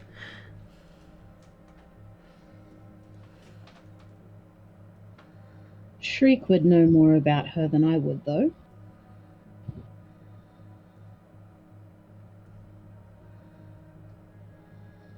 Oh, okay.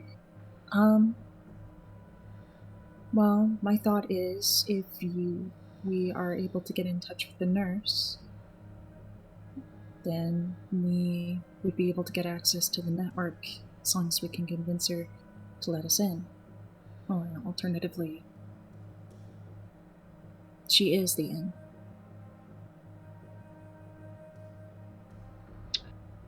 Do I know if this nurse has seen my face before? High or low? I'm gonna go low. We'll find out.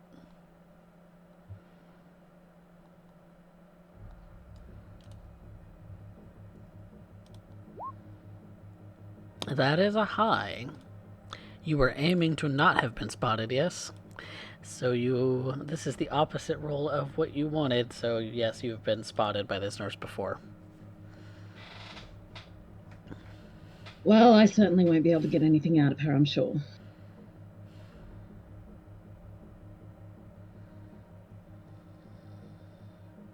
Okay. Shriek. I would like that nurse's information. Nah. Come again. Alex said you might have that information. About a nurse. Dr. Olson's nurse, yes? She looks to Alex, just confirming that's the correct information. Alex nods and she taps on the top of the computer. I may or may not be aware of the certain nurses in certain hospitals that may be attached to particular doctors. Trick continues to play coy. Depends on what is required. Give me the deets. What are you looking for? Names, addresses, boyfriends, girlfriends. Trying to end up fashioning a date, trying to get inside their bank accounts, trying to end up figuring out if they drive a luxury car, trying to figure out who they ran over last week. Login information, Shriek. To get into that. Yeah. Walk right on over, and I'm going to see if Shriek can crack it. Okay. It's a high, difficulty to just brute force it. I do have one question, Coffee. Does this count as also gathering information? Tracking this? For the purposes of a skill, the purposes of a specialty? Yes. Purposes of the Malkavian clan merit. Clan merit. When it comes... Yes. So, Malkavian is able to extract secrets from the most unlikely sources. Once per session, Malkavian has the ability to let another member of their coterie substitute one skill pool for another of their choice that they possess in a test involving the gathering of information. The Oracle is then able to interpret the results. Gaining the same information as the original pool to field it depending on margin of success. So my question is, does this count as gathering information?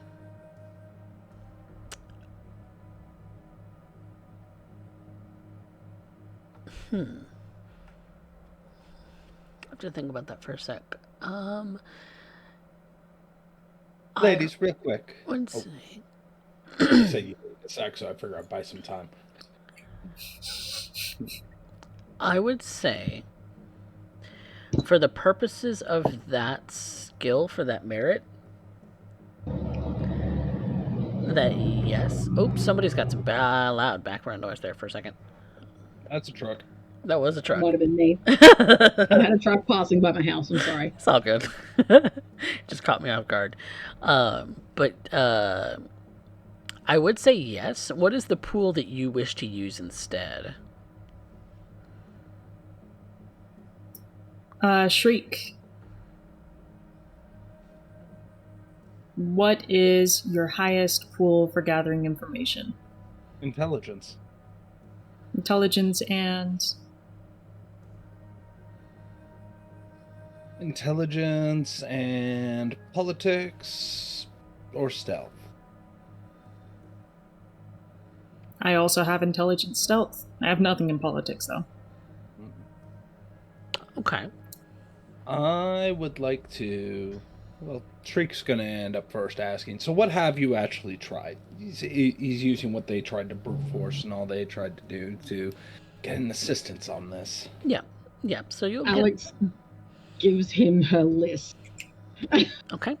So I will count Anna's since Anna is using the coterie merit that they have to, instead of me calling for the roll, them call for the roll. For what dice pool to use. You will be able, Anna, to assist Shriek in an intelligence and stealth, because this is a very much trying to get past security systems and things like that. So it's certainly doable. The coterie merit specifies that Shriek could use the same dice pool as intelligence stealth. So okay, so that total dice pool. Okay. Yeah. So we'll just use intelligence stealth as a way to make it easy to do from the sheet. And with that, we'll see what kind of information we'll be able to crack. Since Anna, you have a stealth dot, you can assist. Alex, if you have a stealth dot, you can assist. Kane, if you have a stealth dot, you can assist. Quick, everyone, who has stealth? I do Kane not have got stealth. Damn it! I guess not. This is why we had the blood bank incident. I got 1 dot. Look. 1 dot. So Look. Kane and Anna can assist in Shriek's intelligence stealth roll. Since he's calling on everyone, what have you tried already? Kane props up an idea. Anna props up an idea of what they've tried already. Alex pitches in for whatever she can. We just lost And we Derek. lost to Derek. Oh no! I saw that his camera went off, but I thought that maybe he turned it off. Did we? Me too. Oh no! Did his internet bork? I Could think be cats. so. Oh, could be cats. Could also be cats. Okay. Then what I'll do is I'll go ahead and roll from his sheet to do that, and then I will give you guys the information that he finds. I see Shriek also roused. I think that was a blood surge, perchance. Yes, I think also there was a blood surge involved, so that's what we'll do. Shit, how many fucking dice is that? So that's an intelligence and stealth roll, and then we're going to get 2 from assist and 2 from blood surge, so that's a modifier of 4. Is there a specialty for... It's the equivalent of that roll. It's not that actual roll, so I don't... Oh, okay. I don't know if assist can actually happen with that, but we'll roll on that. We'll find out more info on that later. For the purposes of this, I'm going to count it as that, so I will use his specialty for stealth. Because this is breaking in to a computer. Holy motherfucker! Good God! Oh my God, Shriek! Oh my god, that was a crit too. That's not just 11, that's 13 dice. Holy 13 fuck. successes. I can do that one per session. Yes, Yay! you can. Yes, you can. Shriek looks around. You all are idiots. Admin, password. Maybe it's because magically, for whatever reason, he has information pertinent to being able to crack the username and password of maybe the nurse that he knows, and is able I to was log just in. wanted to be a smartass. I'm sorry. Yes, thank you for being a smartass on behalf of Derek for Shriek. Uh-huh. Someone has to do it. I'm just Because imagining Shriek just looks so fucking cocky after doing that. because I just fucking mojo diced for Derek. Holy motherfuck. I'm glad you got that roll out of the way for what I'm going to be going up against later. Wow, even I'm flabbergasted as the storyteller for for that. Is this your first time of rolling fuck you dice? Well, with that many dice to play with, yes. I have It's a done. good feeling. I have done a couple of fuck you dice a couple of times with Summer, but not nearly that good of a dice pool. Holy cow! I was famous for that in one of my other games, where they called it where I had to actually, because of the sheet, there was a limit to 15 dice because 5 for attribute, 5 for skill, and then 5 for additional. Memorialized. They called it pulling a mother when you had to enter more dice in. Oh yeah. Welcome back. I mojo diced for you.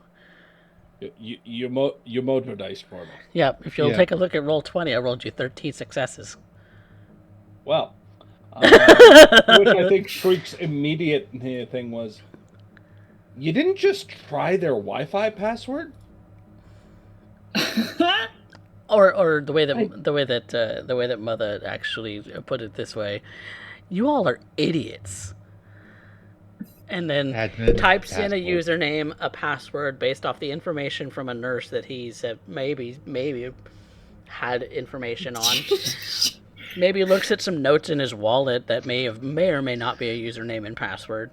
You know, that thankfully he has on his person or in his brain. Types in it, and it works. It's her ex's birth, or it's her ex's breakup day. You have Shriek, you are a miracle worker. Well, if you're gonna blow me, you don't need an audience. Oh, but you know I like an audience, right? I'll never let it be set up, Shy.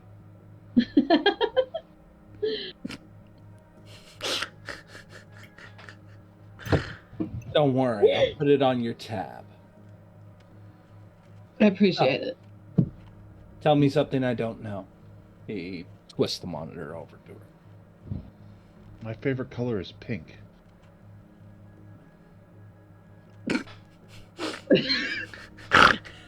Not gonna lie, Maytag, I didn't expect that one from you. whether it's a lie, Shriek, you have no idea.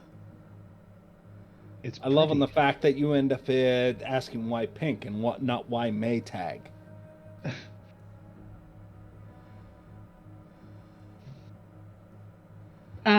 So as this is happening, Alex is gonna start sifting through the files on this computer as best she can.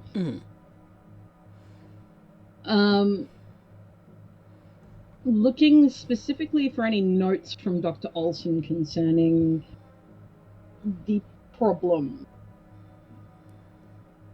or anything indicating why he might be stalking her.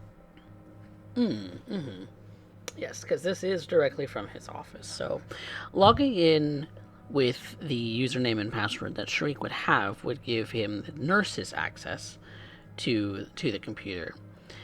Now, any user aside from Dr. Olson is going to have some limited access. So, whether or not you can You can actually look at some of the files is going to be questionable, but there would be some indication that maybe there are more documents on the drive. So you can roll me a resolve an investigation just to see if there's anything extra on there. That nurse, at the very least, would have so many patients PHI. Like, Yeah. every single person that she has seen in at least the past a month. Yeah, it would be logged on there for sure. By the way, Shriek. Whether Wow, I'm willpowering that. this also is only connected to the computer itself, so whether it's saved to the device is another thing. You know what? That's better than zeros. Okay. So, in that regard, you have the access to the programs and everything that the nurse would have access to, and so pulling up some programs and things like that, see what you can find, pulling up the drive folder to find if there's like extra files in here. That's you do find that there are extra files, but you don't have access to reading them. The nurse doesn't have access to the information that that would be logged here, but it does indicate that there are other files stored, so cracking open the hard drive on another user would maybe get you what you're looking for. Okay. On the other hand, though, do I have access to patient records? Well, I don't know, because I don't know that these things would be saved to the PC itself, or if they're saved on a server.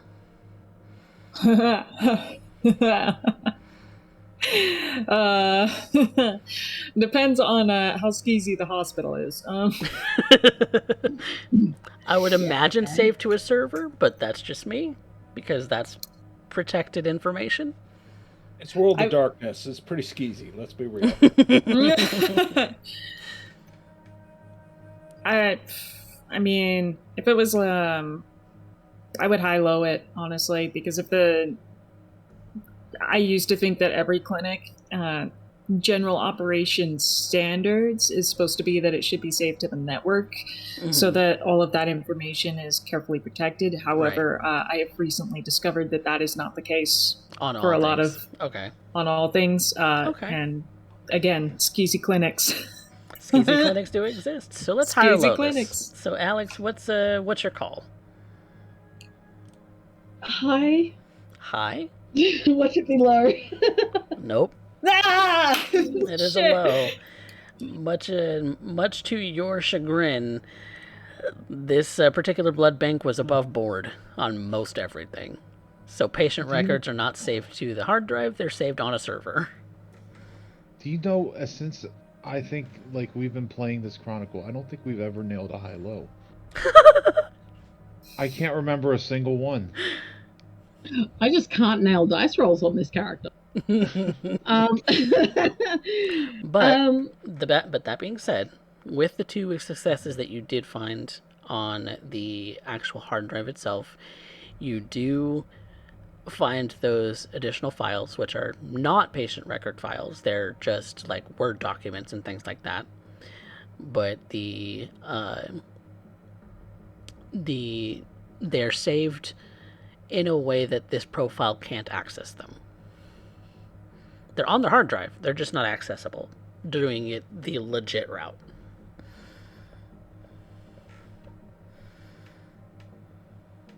Well, I thought we might be able to give you some patient records, Shriek, so that you could work with that. But do you think there's perhaps another way to access the other account on this computer? Drake, with that knowledge roll and that access roll, you would say you could log in as an admin if you knew the admin password. Make me roll it again? Oh, I can take a crack at it. Sure, why not? Okay. This will be, since we used Anna's coterie merit already, this will be a different dice pool. It's going to be an intelligence and technology instead, for the purposes of this roll. Alright. And would I presume that I have the assistance of the other two still? If they have technology, and not I and don't not stealth, have technology. Definitely not Alex. it's not a stealth roll this time. I can touch it and make it not work.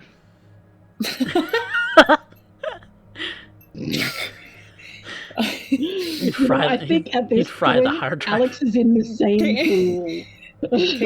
Kane could make it not work in two different ways. Right. I have rouse. Yep, intelligence tech. Okay. And I will willpower. Okay, That is 6 successes. that it is. Your tech rolls have been on point. Cost me a lot of look, it cost Eric a lot of blood to get this computer open. Oh.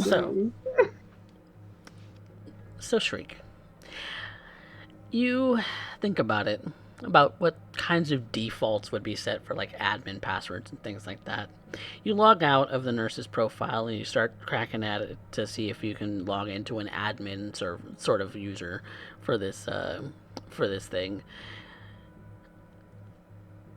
And somehow they didn't change it from default.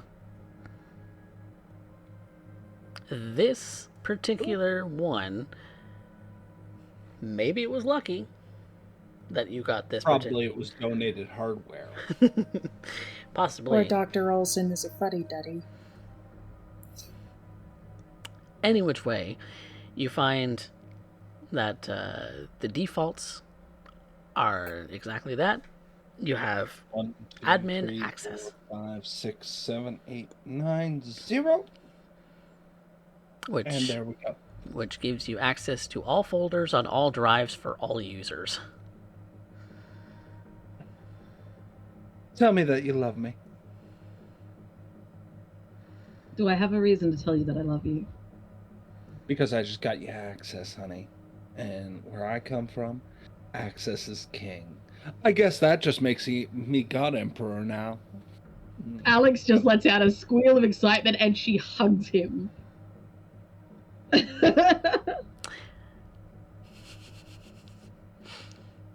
His skin kind of crawls right up against yours there, Alex. She doesn't care Literally. right now. Literally. Doesn't care right now. She just gives him a hug. Thank you, Shriek. Remember, honey, when I come calling, you answer. I know. Okay. You now have So- access to the documents, which, when you open them up, are some personal notes, like you had suspected he would have on his own research into different cases of anemia that he's seen in donors. That a donor would come in, but their blood levels would already be too low to donate, even though they're coming in looking, right as rain. They look healthy. They seem well-to-do. Maybe have a headache or something, but because these patients, when he goes back into their records, would have no prior history of any kind of anemia, no recent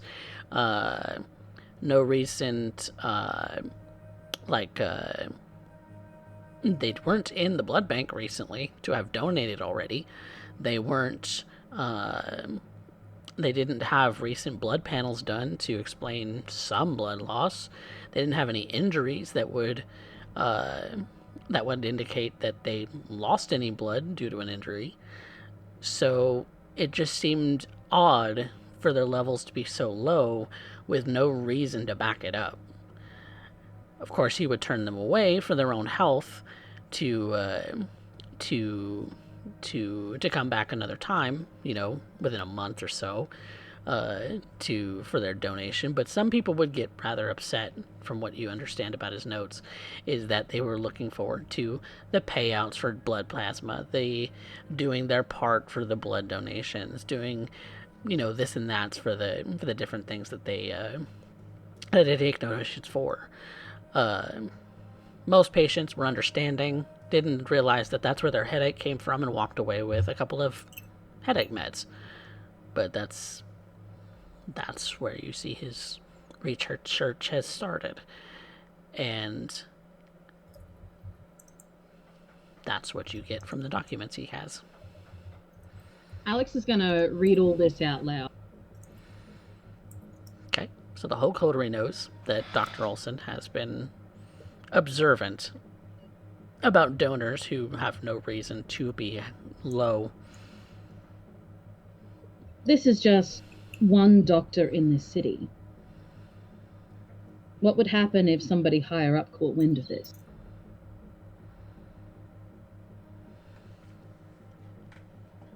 Research, investigations.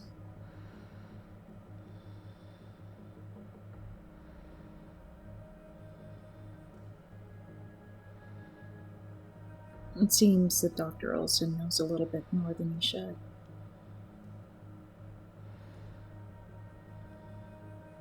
That all the kindred in the city aren't being careful enough. When are they ever?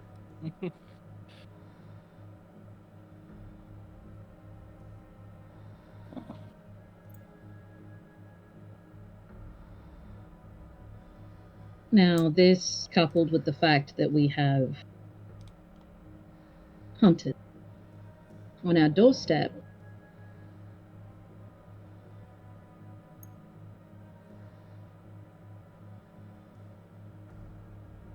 Does anybody have any thoughts?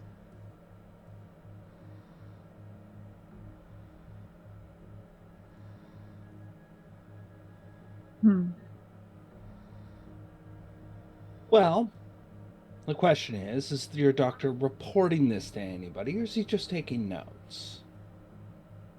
I can't know for sure. All right, then we also need to end up taking a look on who might have spotted certain vans walking around. And then we also need to, I don't know, see what we can end up doing to investigate what's lurking around town. Makes me wonder on what's going on, and given the fact that we got a bunch of bloodthirsty monsters at our beck and call, I think at this point you might want to consider leveraging your position just a bit.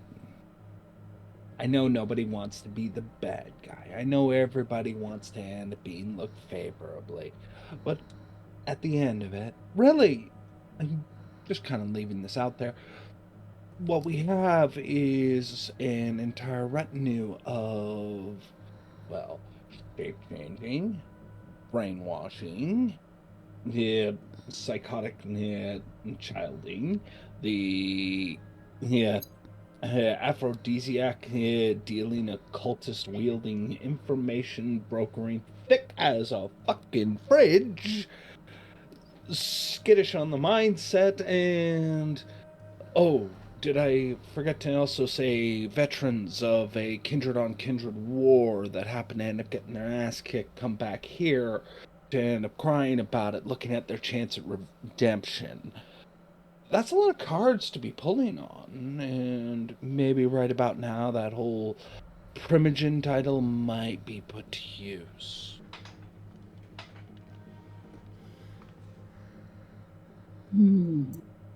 Already in effect. I've already spoken the two within my domain. Oh? Look at you, Twig Legs. Who'd you speak to? I've asked Colette to assist with investigations. She actually has a lot of experience when it comes to these sorts of things, so I figured she would be the best on task. In addition to that, you suggested I speak to Jade. Oh, Miss Hoffman. Don't think of her enough. Yeah, almost forgot. How'd that go, by the way? Quite well. At least as far as I think. I've asked her to begin now building up resources. Property value. If we can start getting more transit of, blood or economy, and we can start establishing more ways that we can cover things up. As it is now, blank slate is also plain open field from which we can all be sniped from. Be good to end up having some than to end up reinforcing a masquerade. Ideas, anybody? Sorry, what was that? My headset dropped out for a sec. Oh, I'm just thinking that there might be a reason we might want to need to reinforce a masquerade of some sort to shift the board. So, who here has been around since the purge? Anybody? Anybody? No, just me? Okay. I know of it, but I haven't been in this area though. So, let me help you out in a little bit of a history lesson, ladies and gentlemen. I'm going to explain a little bit of Camarilla warfare for you all. It's a fantastic little game. So, I'm going to explain the difference between Anarchs and Camarilla. Camarilla holds all the chips. That means we have the spending capital and connections to be able to end up getting things moving. Anarchs tend to be a lot more hands-on. Me, I like to end up keeping away from the flamethrower stakes and whatever they got putting into shotguns these days. However, the way the Camarilla likes to do this is by changing the field. See, everybody thinks about the fight in the terms of what happens in, sorry, Maytag, the big box. How do you put them up? Put them up. That's not how we fight. We change the board. So, what's the board set like? What's the Inquisition look at when they see Arlington? And you change that. You make it work against them. I'll give you a simple example. Neighborhood watches and that kind of thing. Nosy Karens are phenomenal, especially when talking about black vans that shouldn't be where they are, especially when there's been a horrific case that just happened to end up dropping by. Get everybody nervous. Get everybody nervous about things that shouldn't be in here. Try and end up making it so that they are worried on who's spying on them. Paranoia works beautifully when you end up having a whole bunch of people, and eventually, maybe somebody will do something stupid. Which is fine for us, because, the kind can repopulate, and also ends up turning into a case of we might nail two birds, one stone. You make it so that they can't operate here. It's not in their best interest to do so. Second Inquisition hasn't outed us to the rest of the world yet, right? Stands to reason there's a reason they don't want to do that. They don't want to out what they're doing either. So they either crack down, revealing everything they have, or they got to pull away.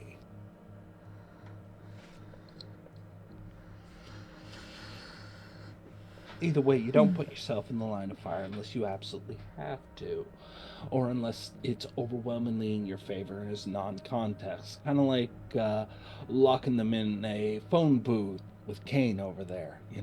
There's only one way I'm expecting that to play out.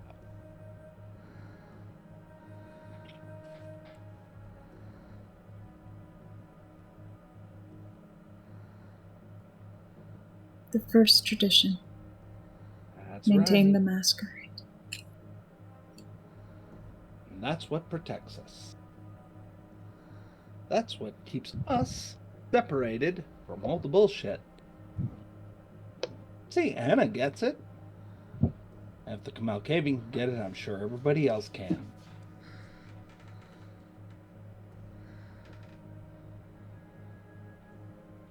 So if we could find the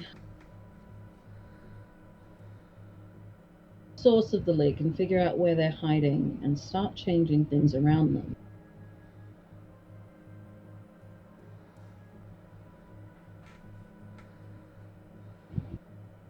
it should make it more difficult for them to function.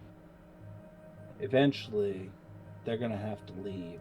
These things are just not quite functional in Arlington for them. Makes them somebody else's problem. They might have their suspicions, but nothing they can act on. And there's only so many plates they can juggle before things start falling down. When things fall down, they got one of two things to do. Cover it up or hit hard. Either way, they expose themselves. Interesting. This city is our weapon. We are shepherds of humanity, after all. So, who's to end up saying that our block isn't also our own strength? You make a good point.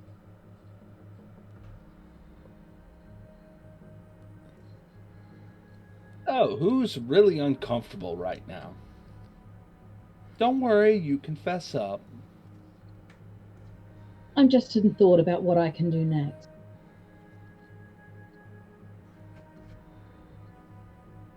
Yeah, I'm out of my wheelhouse. Don't worry, Kane. You're break glass in case of emergency. We'll come to you for a plan when it comes down to things breaking down. Plan E, if you will. Or Plan K, I guess. We're gonna give a few other things a try, preferably nothing that ends up putting any one of us in harm's way, or any of those within the protection of our domain. Don't want to end up causing a ruckus there, now do we? Would hate for What one if of people are already in harm's way?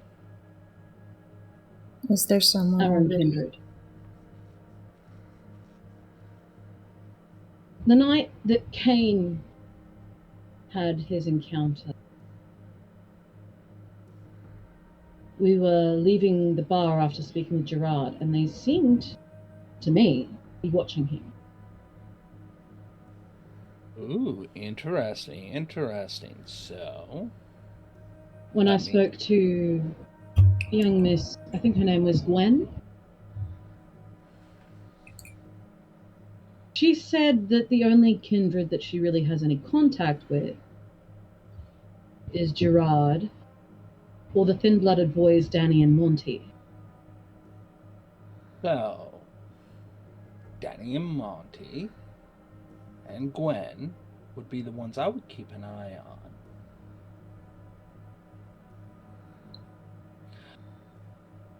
Look, Gerard may be involved in this, maybe not.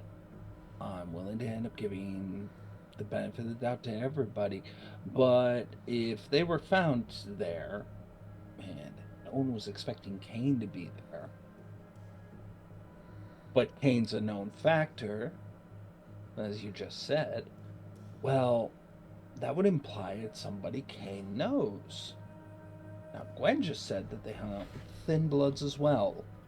It goes back to Kane. And then we end up hearing about the whole thing going down at Gerard's bar. Which, last time I checked, he has a soft spot for the Thinnies. Interesting how that all keeps coming back, doesn't it? So you're thinking the Thin Bloods. I'm thinking one of them. I'm not about to end up going all Prince Warzy up in here. I'm saying you're going to want to find out. Besides, if Kane's interested in protecting his crew, he's got to figure out which one of them snitched.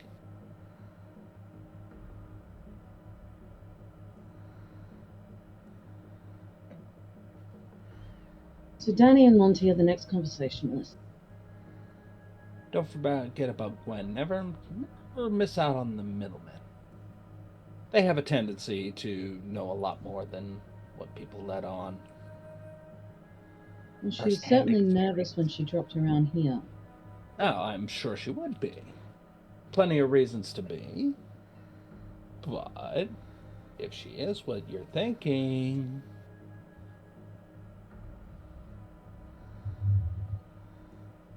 So how do you end up telling who's in it and who's not? Could put out some kind of false information, see where it goes. Maybe tell different people different things and see what comes up.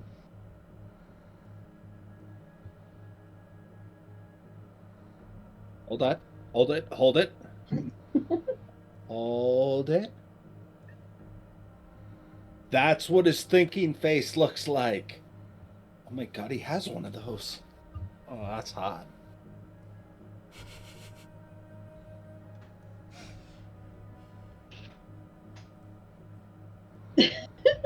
Like Kane's plan. I never thought I'd say that, but I'm with Maytag on this one. It's certainly a good idea. Better than my first inclination of what I would do. Well, you know, if you end up getting the blowtorch and a pair of pliers and some guy in a gimp suit, I'll be in on that too. I don't exactly like blowtorches anymore. But I don't really need pliers. So, It gimp cracks his suit. knuckles. That could be negotiable, but I'm not wearing it. Damn.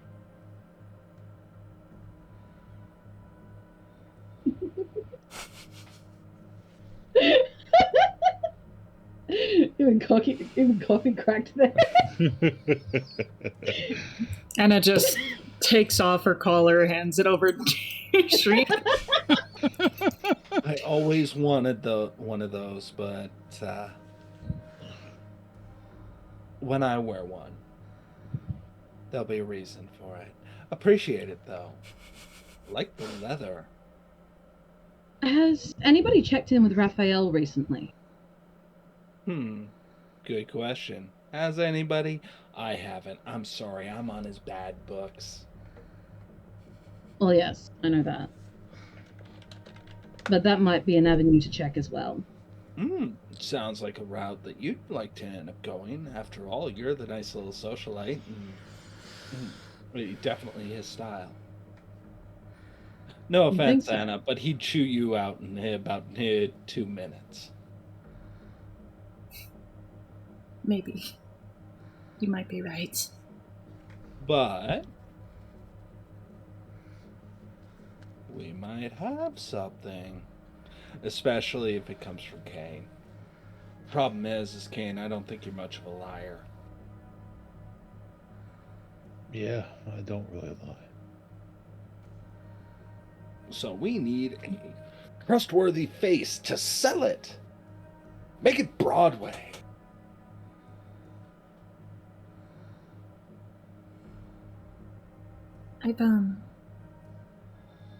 I've spoken with Danny and Monty a bit before. I could go with you, Kane. Now remember, they each need to know something different. Here's what I would propose. Hint that we might know that there might be an insider for the Second Inquisition. And that we would like to meet each and every one of them. Preferably to discuss it, because we need somebody we can trust.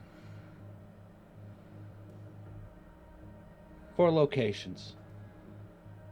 If they show up alone, out of sight, we keep an eye on it from a distance, try and be sure that no other strange vans or other such viewers might show up. Fantastic. However, if they don't show up, or they, which would be, against the will of a primogen, which unto itself would be a offense that allows us a certain degree of leeway with the traditions. Says we can't kill him, doesn't say we can't do anything else. After all, it's ours to see fit. But if they show up with friends, after we told them we have no one to trust, we gotta end up keeping it one on one away from prying ears, and suddenly they show up with a few black vans and maybe some support, or they just happen to show up at that location, then you know exactly who it is that snitched on you.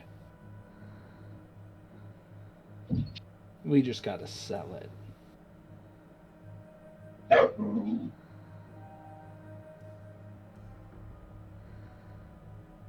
All right.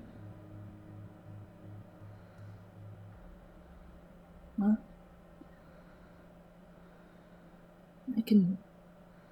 I'll do my best. I do want to warn you, Anna, that I'm going to take care of one thing that might end up not being pleasant before.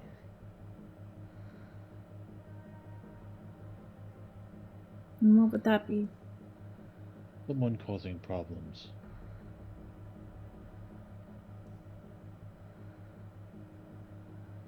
Care to share?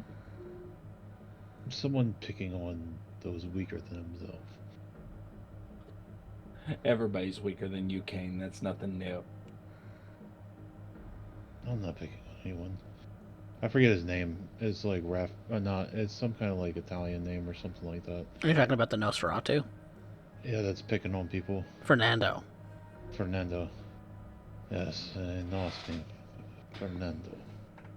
I figure he might have some steam to blow off. Yeah, well.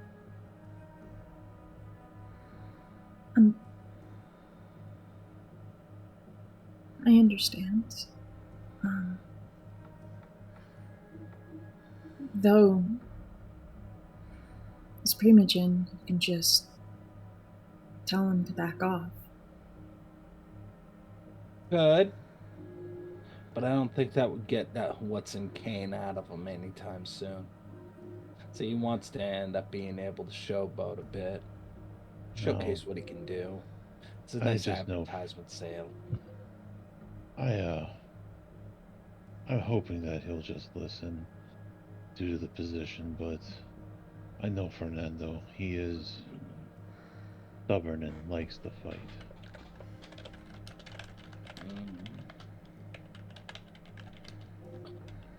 I see. Why not get him in the ring and publicly humiliate him? Because we're going to need him. Fair enough. We're going to need him to end up tackling our own Second Inquisition problem. Can't be everywhere in the city at once, and we're going to need some real hired muscle. He's got a bone to pick with the fact that he ended up flubbing up his little, outing, shall we say, in San Antonio.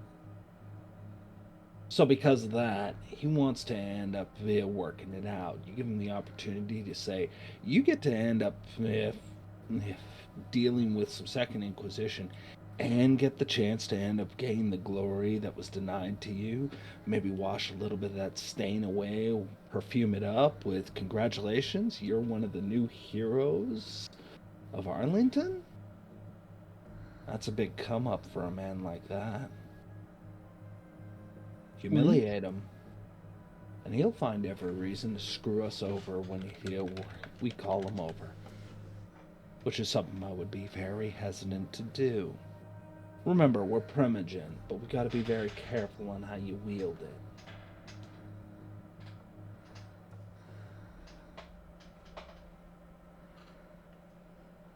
Aren't you glad that you have me around? Oh, always, Shriek. Mm-hmm.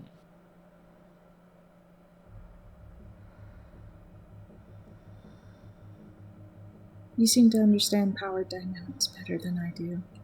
Are you sure you're not the one who's supposed to be wearing the collar?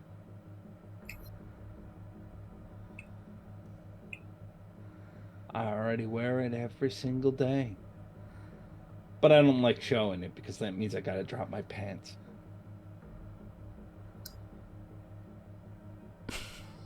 Okay, I'm gonna go.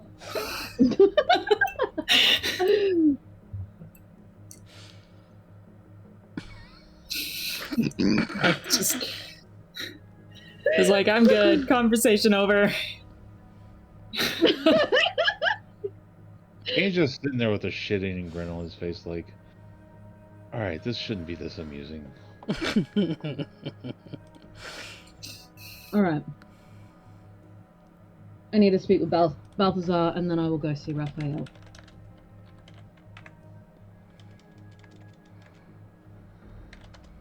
I take Anna and Kane. You pair are going to see Monty, and the other one, Danny. Mm-hmm. And Shri.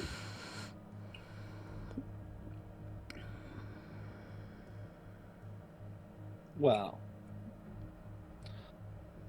I have a fly ball and have taken a look at it. Just put my mind at ease. Is my brain's putting things together, and, well, wouldn't want to worry anybody. Thin Bloods can be Kane's little bit. After all, him and Anna get along like aces with them. Me, not so much. You know, it's kind of hard for me to end up looking at that when I know that every one of them's looking at me like a fucking come up. And, you know, that's kind of rough when your sire looks at you like grandpa's hand-me-downs. So it puts me in an awkward situation that just leaves me vibrating in all the wrong ways. Fair enough. So where is your concern? Somebody I'm trying to put a collar on myself. Jade. That's what I was thinking. But I know Jade wouldn't hesitate to end up finding a chance to screw me over. Might be able to use that.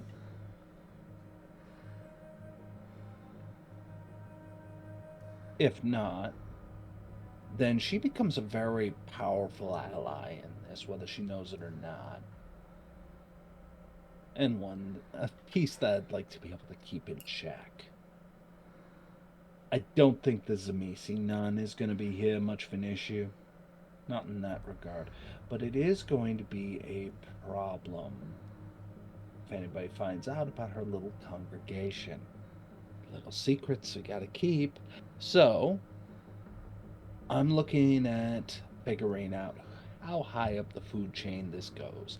I'm thinking it's just one thin blood who managed to make his way, but that also means, Kane, your gym might be compromised. Treat it as such. That doesn't mean abandon it. Don't let him know we're on to him. Just know business probably shouldn't be discussed so openly. Let everybody else run their mouth. You don't tell them shit. Because if it is one of the Thin Bloods, I have no doubt in my mind that one of those Thin Bloods left a little something something. I know it's not much of a problem around you. You just come across as probably garbled noise, like you said. You don't do well with computers. Appreciate you sitting on the other side of the room, by the way. But to everybody else, in a place where there's a lot of hurt feelings and a lot of aggression that people need to get out, you know. I figured a few hip thrusts would get that out of your system, but some people want to throw hands.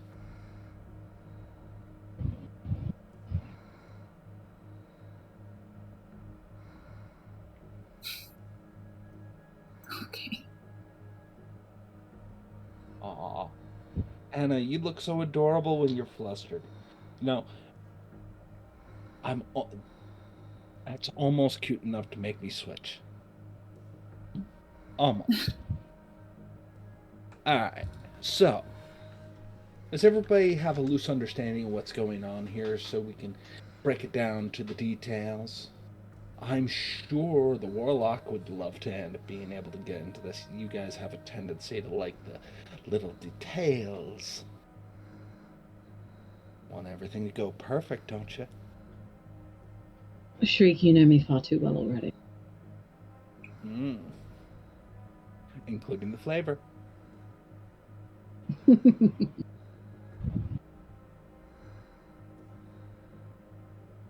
I think I have what I need.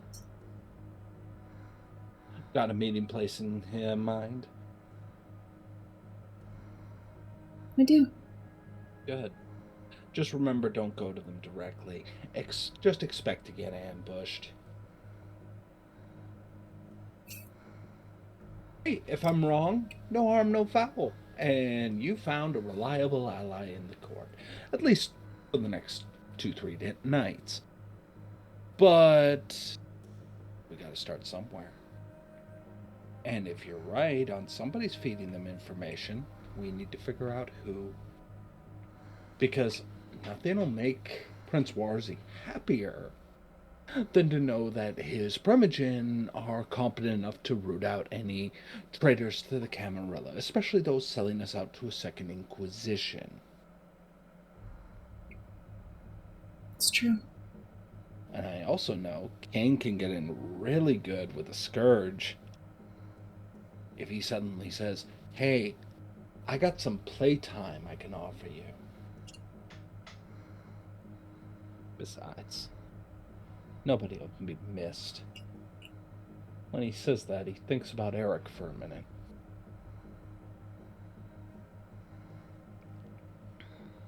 I mean, I'd have to disagree, but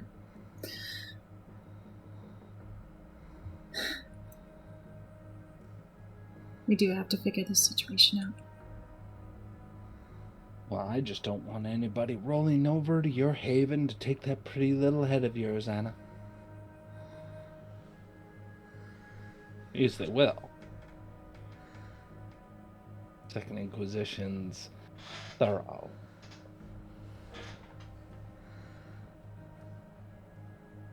I don't want to think that there's someone who's willingly acting a rat. But I guess we're all monsters, so. Act accordingly. Anything else? Kane, I love this idea. I love this plan. It is sneaky. I am impressed. Oh, you know what they say, a broken cock can be right twice a day. So even I can get lucky.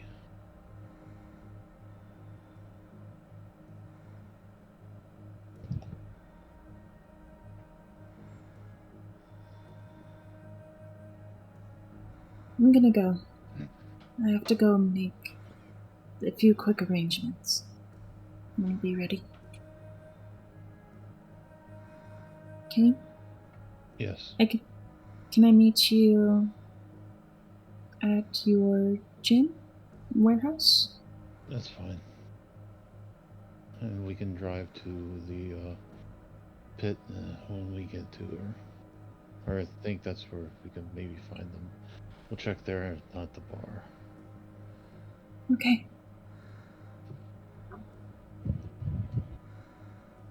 Wait, you don't... Never mind. What's the matter? I just thought because, say, you were close with Danny and Monty, you would have, like, direct contact with them. But it makes sense. It's fine. I'm Lazamra, darling. I can't really make quick contact with anyone.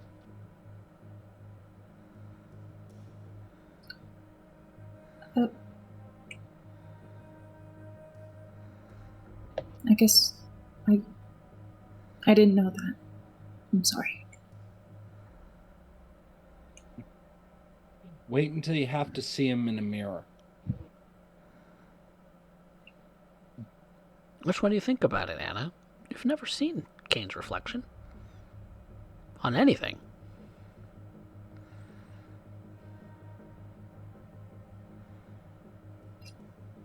Makes it a bitch to keep this looking good, and he strokes his beard. Actually, with that, Alex will actually probably point to a mirror that she's got up on the wall. Which Kane would be heavily distorted. More like a funhouse mirror, really. Everybody else looks normal. Kane's got this kind of warp spin. It's like to his it's like face. the fucking Grudge or whatever. It's like a mirror, but it's like watching a mirror that's made out of lava lamp. Just on Kane. I don't like that. I don't like that at all. It's weirder. But that is his little detail. Wait We until all you gotta interrupt deal with reference. something. It's true. It's true.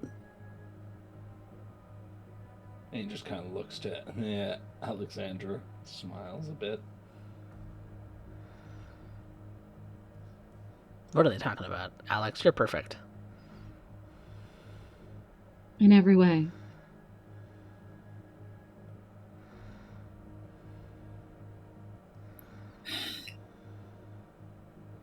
Okay. And Anna will go ahead and leave. There is one detail that she's going to go ahead and resolve once she gets back to her haven. Okay. She's going to get in contact with... Oh, fuck, what was her name? Finnblood has been in many chronicles at this point. Madame? Madame! She's going to get in contact with Madame. Okay. And arrange for a meetup. All right. So Anna's going to meet up with the Madame. Kane, you're going to go see Danny and Monty? Gotta wait for Anna. If I need something to do in the interim, I can look for Fernando. Okay. Look for Fernando! Hell yeah. Alex has a meeting with Balthasar, and Shriek, what are Just you as a doing? quick note, before she disappears to that meeting, she's going to pack that computer away where it can't be seen. Noted. What's Shriek up to? Well, I got a visit with a nun, and then I got a visit with a Miss Kaufman. Okay. Since we are going to be separating that out into 4 different scenes again, I am going to end the session here for tonight, and we'll pick up there next week during the first bit of next week's session. So Okay. everybody save your notes on what it is that you're going to be doing next, because we'll pick up there with each of you. Kane is going to try to use his words.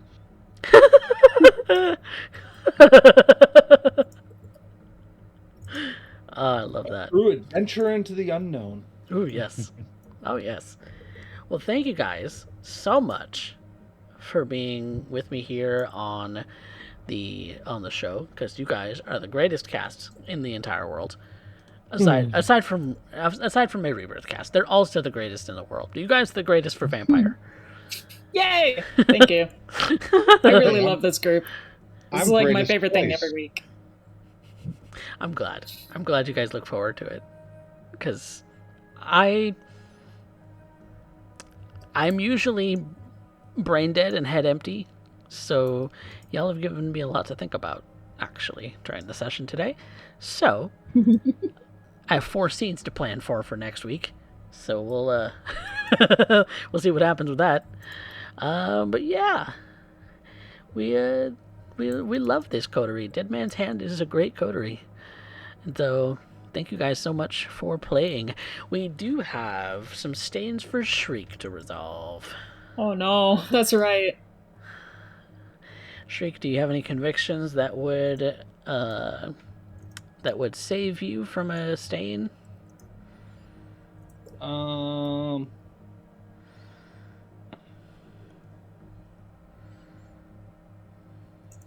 No, not particularly. No, not even ones that have a remote chance? I'm not gonna fight it. Okay. All right. He wants this. I get a 50-50. 50-50, chance dice. Drop humanity. Dropping humanity for Shriek. Which sucks, because he didn't have a lot of humanity to end up going with. His frenzies are pretty frequent. Well, he doesn't have a lot of willpower, but he didn't. He's at humanity 6 now, I believe. Right? Well, I'm at humanity 6 right now, so... Yep. So you still have that +2. It's when you go further from there that, yeah, we start to wonder about Shriek's ability to resist. But in that Shriek, sometimes it's unavoidable.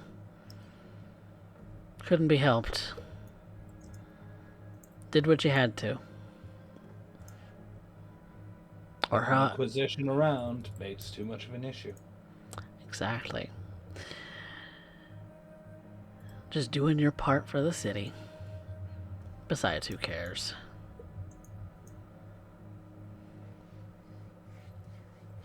Just another body on the pyre. But, with that being said, I don't think there's any other stains to apply to any other characters. Is there? I don't think so. I ain't got anything. Mm. Not that I know of. Not that I'm aware of either. So, that does it for stains. And if you've completed your desire, you can recover some willpower. The audience poll for who was the audience favorite for tonight is up already here as well. So go ahead and get your votes in, everybody, so that you can mold a little bit of these characters in your direction as an audience. But that means that we're also moving on to the rest of the experience. So everybody gets one for showing up. And everyone was on camera today. Yes. Which is a first for a while. Which is, I love to see all of their pretty faces. So that's why I love cameras. So I love it. Love it, love it, love it. Yeah, I apologize. I've been sick a lot lately, so... Fair enough. I don't expect anyone to be on camera when they're a little sickly, so... Yes.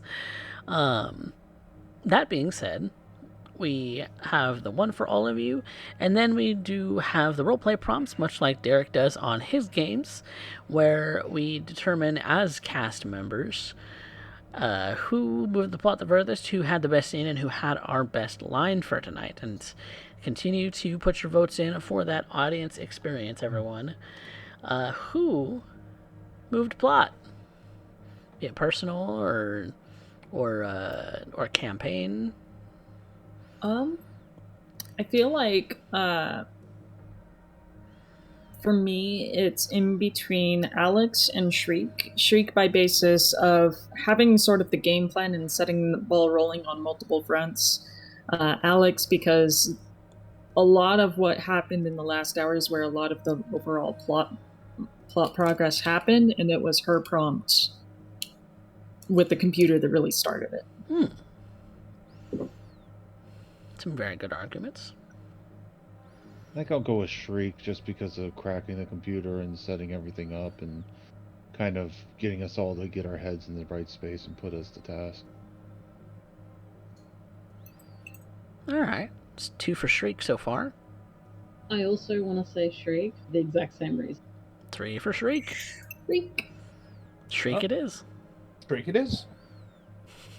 Any honorable mentions from Derek?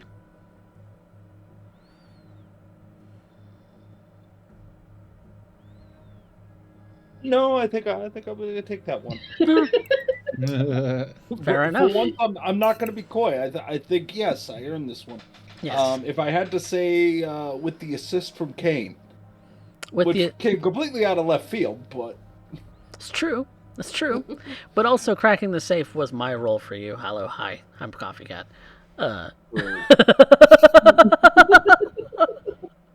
I mojo diced it for you. You're welcome. Thank you. It's just funny. But next up is best scene. Also, Drake. I see in the audience poll that you guys are like putting it even Stevens. If you keep doing that, I'm not going to give them XP for you. Please choose someone. Please choose someone. Just one. But what were we saying about best scene? Drake. Oh, fun for The sure. whole scene with Shriek's feeding that went wrong, and like the cleanup after he decided, I'm just gonna kill this guy. That kind of hit. Like, Yeah, I Anna had it for a while. Then the way like Derek's role playing kind of it was I was good. gonna give it to Anna, honestly, because of Anna's previous scene. I honestly felt that discussion with Kaufman was just better. I liked Shriek's scene. Well, that's Shut three up for and take the points, Derek. that's 3 for Shriek. I told them to pick one, and they've gone crazy picking one.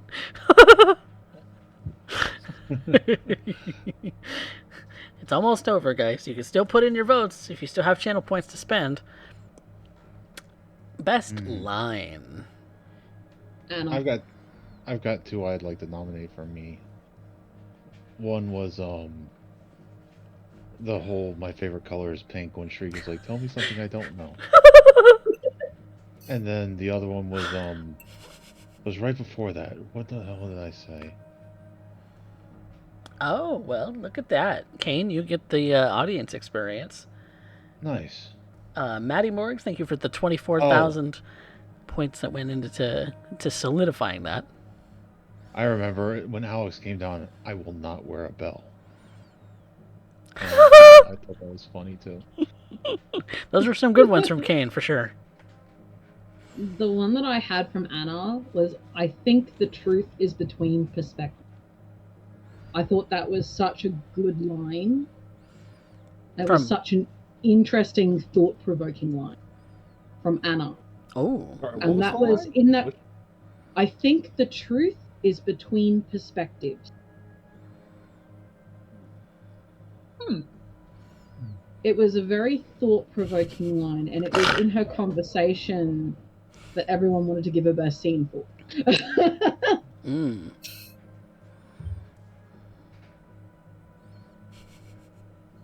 I like that too. Maddie's comment in the chat just made me laugh. I did also. I like pink.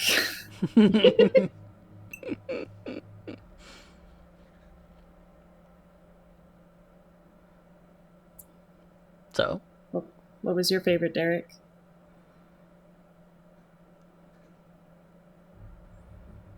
I gotta give it to Kane just for the whole bit of maybe we can end up telling them all different things.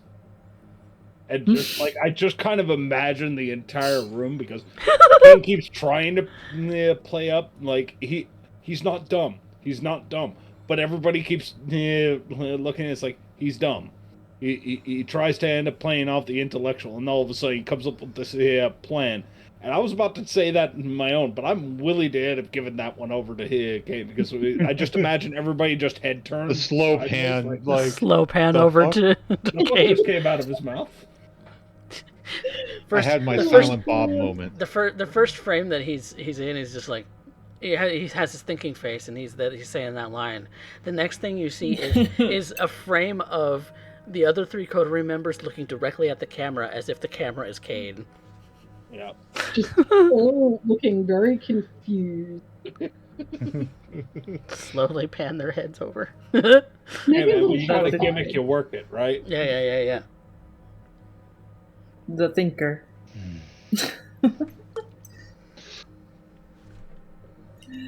Yes. So I end up getting Well, I think that means that Kane gets the best line, right? Because I think everybody kind of settled on that. Yeah, that's 3 people for Kane. Sorry, I had to, it was a really good line. I'm not gonna lie, it was a really good line by Anna. Yeah. But I can't rob him of that. Like, he had a big brain moment. Kane had a big brain moment. You understand? We're not going to get another one of these for the next And he 3 had a months. couple of other zingers like, my favorite color is pink. Yeah. Yeah. Whether that's an actual truth or an actual lie, nobody's going to know. But everybody's just like, huh. Alex's No, it's reaction. like I just Why look pink? at Shriek and like, I had a headache with the pictures and the words. You mean a thought? Yeah, I didn't like it.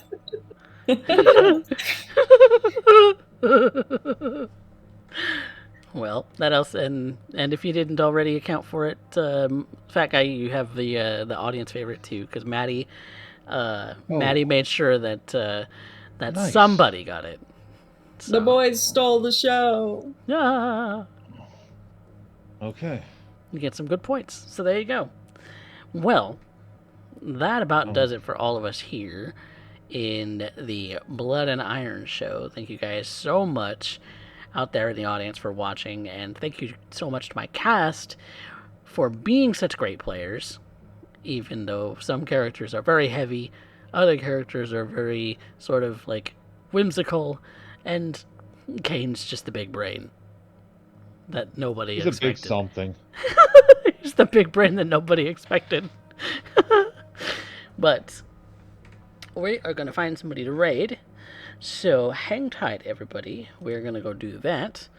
And then, yeah, I'm probably going to be awake for a little while longer. So I'll probably be hanging out in Discords here and there. So if you have found us on YouTube, you really should give us a follow here at twitch.tv/CoffeeCat If you're following on Twitch, you should be following the YouTube, because I post things on YouTube. I promise I do.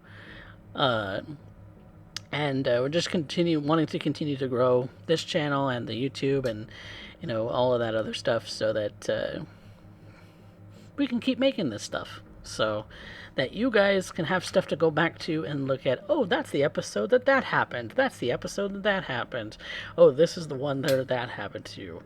You could go back to some of the earlier episodes and see all the references that we make to our old characters. Exactly. I make plenty of like references. All of my campaigns are tied to each other. They're more or less consecutive in that they exist in the same world and very much tie into Derek's world too. So it's all kind of a joint world between mine and Derek's games. So A shared world of darkness, if you will. It is a shared world of darkness here on Twitch. So you should be giving Derek a follow, because he's an awesome role player and an awesome artist too. So you got more drawing on the macabre that you're doing tomorrow, right? That's the plan, at least. One can hope. One can hope. We'll end up seeing how things go. We're going to be wrapping up and getting to, October. We're going to be doing a Halloween special. So all Hell yeah. all like really horror theme, right? And not just like, here's a character that happens to be a vampire dragon mix. No, I mean, like, let's get into like the real spirit of Halloween. Like bloody things, like chainsaws, like masks. Let's get freaky. Let's do fan art or some of our favorite horror icons. All that is going to be back to my original price of $15. So that's 25% off all commissions on that, starting October 1st. Yep, spooky season discount. Okay, nice. Very nice indeed. The king of horror himself is doing a horror-themed Halloween discount in celebration of Horror Month. So, yeah, we'll definitely be on the lookout for more of that. So keep your eyes tuned to Derek's channel, because he's always doing something on art, or sometimes even playing a video game. Just depends on the mood. So, but that's that.